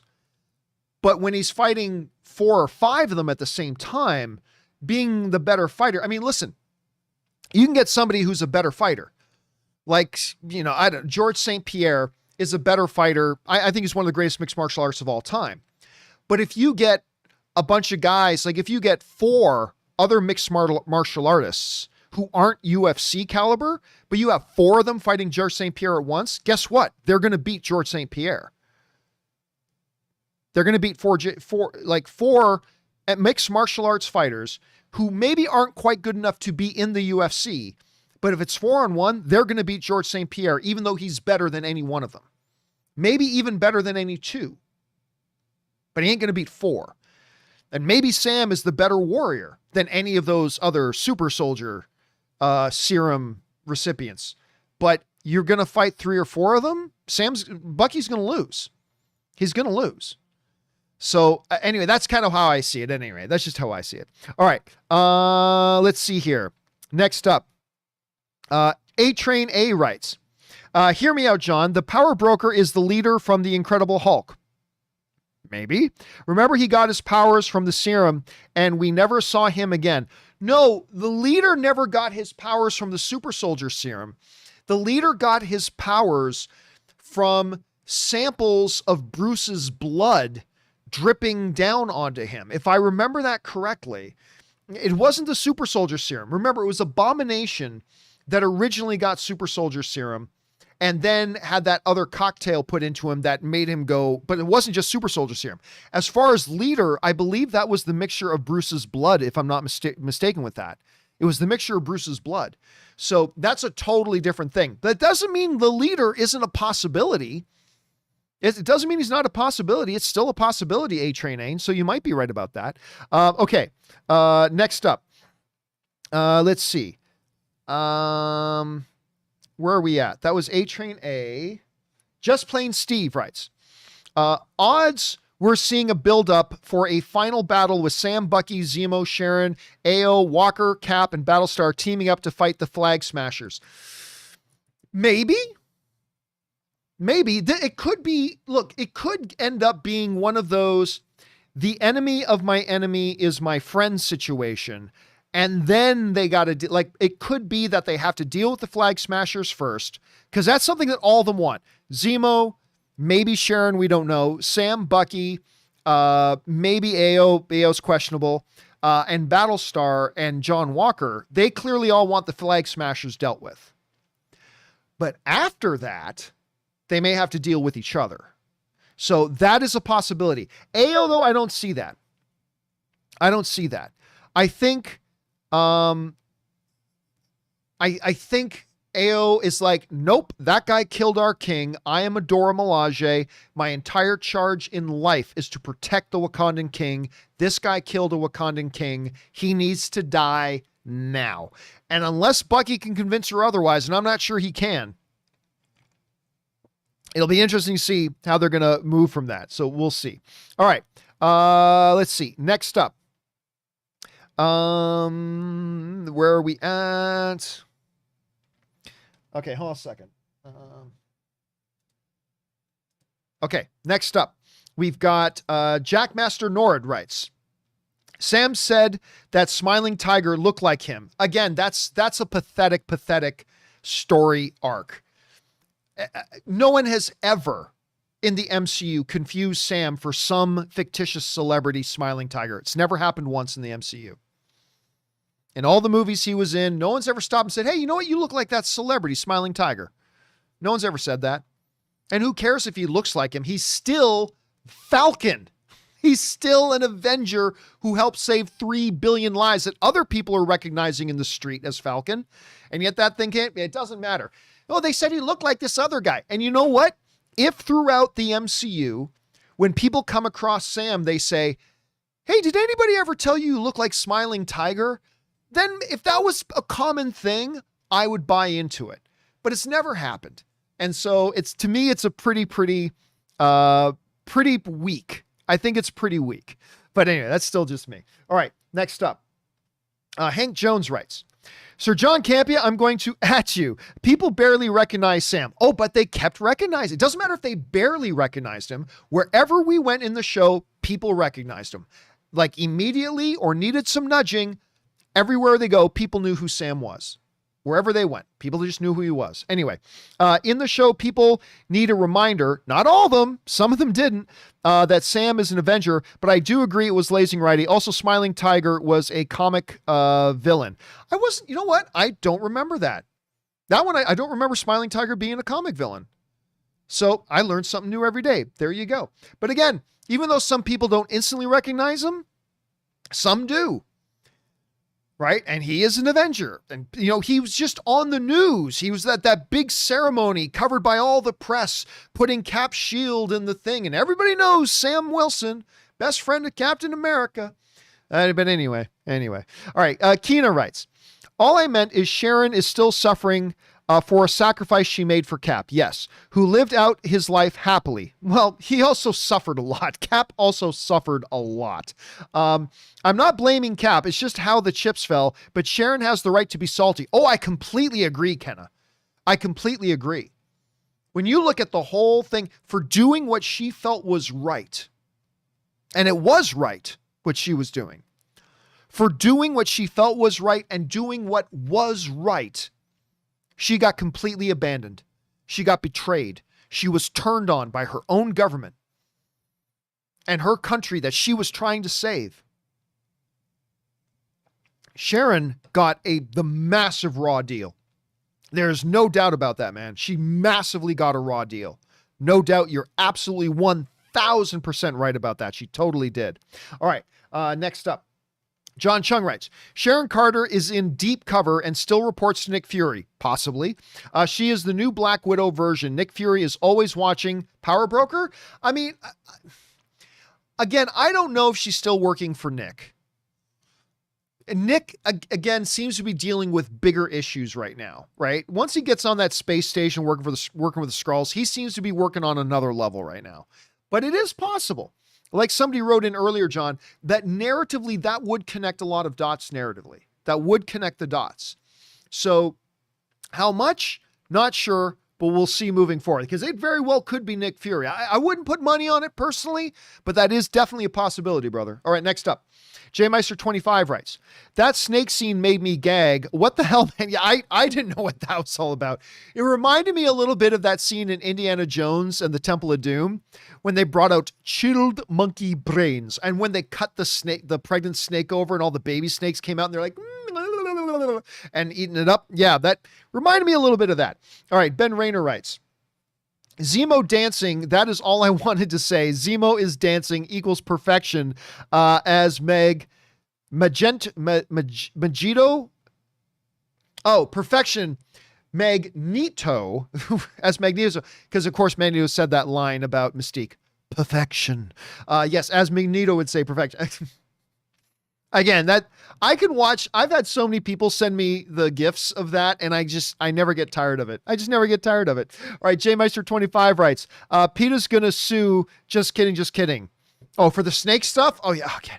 Again, I don't understand anybody who likes to eat snake. I just don't. I've been in restaurants where they serve snake, and I've just never understood that, but that's just me. Then again, I don't like calamari either.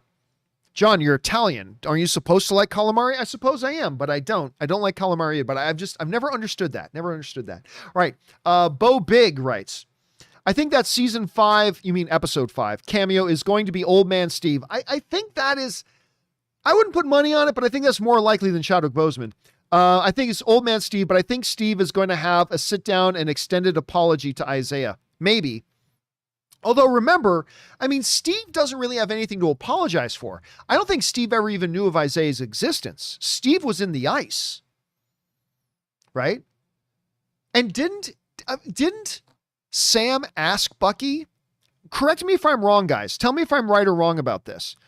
Didn't Sam basically ask Bucky, like, did Steve know about Isaiah? And didn't Bucky say that Steve didn't know? Like, correct me if I'm wrong about that. Please do correct me if I'm wrong. But I don't think... Yeah, Lita is writing, Steve doesn't know, Bucky didn't tell him. Okay, so yeah, I didn't think so. So Steve was in the ice. He never knew about Isaiah, so I don't see there being any reason. And other people are Cinema, Sketch, Marcus, J Meister, Luis. Yeah, he didn't know, so I don't see why there would be... If he still doesn't even know about the existence of Isaiah, I don't see why he'd be having a sit-down apology session for him when he didn't do anything about it. So I don't know. It would be interesting to see such a scene, though, Bo. It would be interesting to see such a scene. And by the way, I don't think we've seen the last of Isaiah. I was thinking for a bit, I don't think we're going to see Isaiah again. Over the course of this week, I think differently now. I think maybe we will see him again. In any major role, I don't know, but I think we're going to come back to that at least a little bit. We'll find out. All right. It's All Groovy writes, thanks, John. Looking forward to Anne's spoiler review of Mighty Ducks. Yeah, I don't think that's coming, man. I don't think that's coming. All right. Just Plain Steve writes, one of two. Like Eve said in Invincible, if you don't expect to see a superhero in your school, you don't see a superhero in your school. Seeing Sam walk in, well, that's two totally different circumstances. Those are two totally different circumstances. Anyway, seeing Sam walk in with Winter Soldier and Zemo, and people just don't see Falcon. Even the cop and bank employee didn't recognize Sam at first. Again, to me, that's ridiculous thinking. And honestly, I feel like it's just making excuses for the MCU. This was a mistake. This was a narrative continuity error and just plain lazy writing. Not once in anywhere in the MCU did anybody recognize Sam as Smiling Tiger. No one ever did that once. However, we've had multiple scenes of people knowing who he is as Falcon. Right? Some people needing a little bit of nudging, some people instantly recognizing who he is. I mean, he's on national television at this big event. Like, everybody knows he's the guy with Captain America's shield. He's the one donating the shield. Everybody knows who he is to some degree, right? Like, you can make an argument. You can make an argument that, I don't know, Rob Gronkowski who is a tight end on the Tampa Bay Buccaneers, was on the New England Patriots with Tom Brady. He's won multiple Super Bowls with Tom Brady. You can make an argument that, yeah, if you walk into a given room that there's 2 or 3 people, maybe not all of them will instantly recognize Ron Gronkowski. Maybe some of them will look at him and say, you know what? He looks really familiar. But you take Gronk into a nightclub filled with hundreds of people, at least 30% of them are going to be able to go, that's Gronk. Maybe not all of them will, but at least 30% of them are going to go, that's Gronk. Now, you take that and make it an Avenger who works with Captain America and Iron Man and Thor, who helps save the lives of 3 billion people. Hell, even in, what was the country? Was it Tunisia? Help me out. What was episode 1? He's in Tunisia. Wasn't it Tunisia? Was that the country there? Correct me if I'm wrong in the live chat, but I think it was Tunisia that he was in, right? I think he was in Tunisia. So he's in Tunisia, of all places, sitting down at the table, trying to fix his, you guys are confirming, yes, it was Tunisia. He's sitting down in Tunisia, for heaven's sakes, working on his, flying little Red Robin machine, whatever it was called. And random dude just comes up to him. Falcon, thank you, sir. Thank you for saving 3 billion lives. Half the population is back on the planet now because of what you did. And a dude walks up to him in the streets in Tunisia and says, because of you, my wife came back. Guess what? Half the world came back. Everybody on the planet had a brother, sister, wife, husband, cousin, girlfriend, whatever that they lost that were now back. And if some random guy in Tunisia walks up here, hey, Avenger, because of you, I got my wife back. Thank you so much. You're going to tell me he can walk into a nightclub? Oh, I don't know who that guy is. Makes no sense. No sense in the world. None at all. 0 sense. I'll tell you what, if some tragedy happened where I lost my wife, where I lost Anne, and then 5 years from now, the heroic actions of a group of people brought my wife back to me, I would know the faces, names, favorite ice creams of every single one of those people who were responsible for me getting my wife back.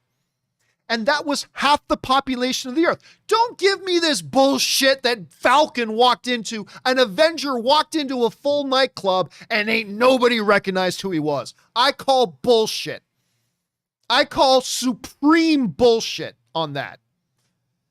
If random people in the street in Tunisia, some kid in the streets of Philadelphia, some banker over here, whatever, see him and go, oh man, I know who that guy is. Don't tell me that he can walk into this full nightclub dressed all conspicuous with all eyes on him and Zemo. Ain't nobody recognized him as Falcon from the Avengers.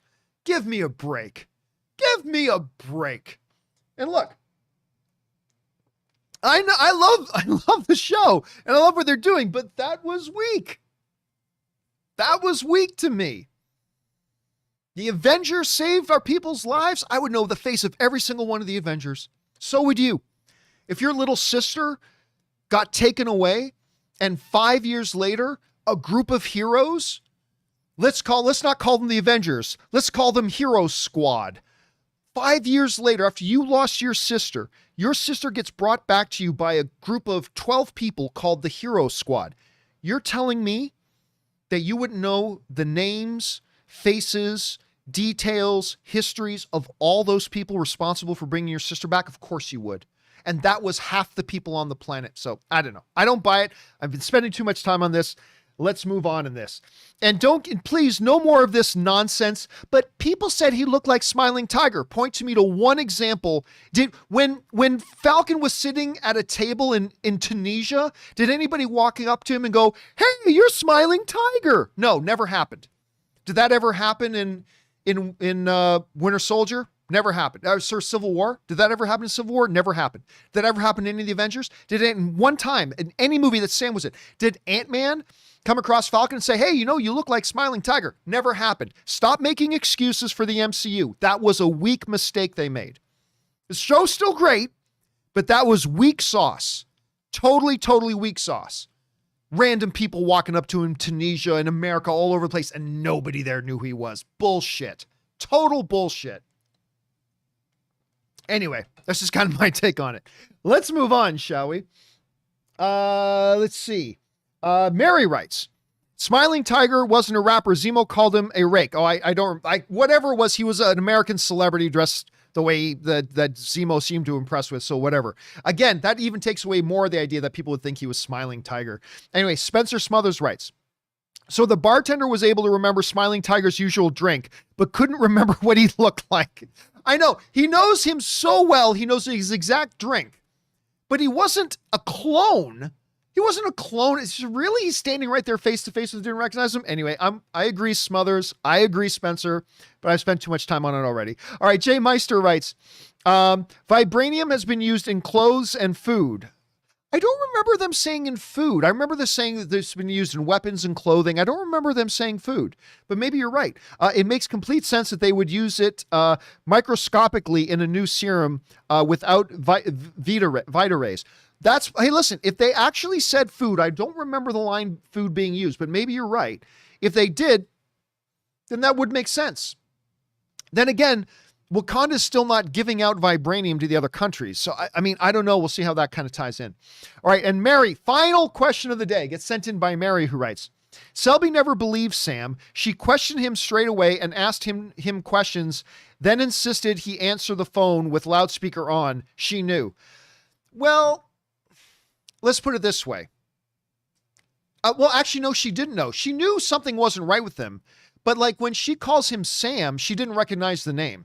Like if she knew that was Sam Wilson, the Falcon of the Avengers, if she suspected that was him, then when his sister's voice on the phone calls him Sam, then Shelby wouldn't go, Sam? Who's Sam? So she just knew something was wrong. I'll give you that, Mary. She knew something was wrong, but it seemed pretty clear she was still clueless that this was one of the guys who saved half the population of the world, including probably many people that were very close and important to Selby, and she didn't recognize him. Because if she did even have the slightest idea that maybe it was, then when the voice on the phone called him Sam, that should have instantly, oh, okay, you're Sam Wilson. You're Falcon. But that didn't happen, right? That didn't happen. Some guy in Tunisia knew who he was, but not this Selby crime lord had no idea who he was.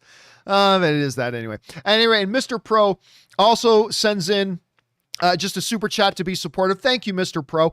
And guys, that'll do it for this admittedly late installment. And again, my apologies for the fact that this installment of the spoiler discussion is late. The next one will not be of our Falcon and the Winter Soldier spoiler discussion. We will do our next one on Friday. So on Friday, we will have the next installment of our spoiler discussion at our regular time, barring any unforeseen medical situations again. So we'll be back. Guys, I've had a lot of fun with the things we agreed about, the things we don't agree about, whatever. I love doing these post shows because it just makes me more invested in watching the show itself. And I hope it does that for you too. And I hope you had a good time. I certainly had a good time. So I will see you guys back here again for the next one on Friday. But don't forget the John Campea Show is back on again tomorrow with me and Robert Meyer Burnett. Make sure you join us at 10 a.m. Los Angeles time and whatever time that is in your time zone. We hope to see you there. Special thanks to all you guys who sent in your thoughts and opinions and questions and theories, because number one, you gave us great fun things to talk about, but number two, you actually supported this channel while you did it, and we all thank you very, very much for that. Okay, guys, in the meantime, make sure you do the four main things. Stay smart, stay safe, take care of yourselves, and please take care of the people around you. That'll do it for me, everybody. My name's John Campea, and until next time,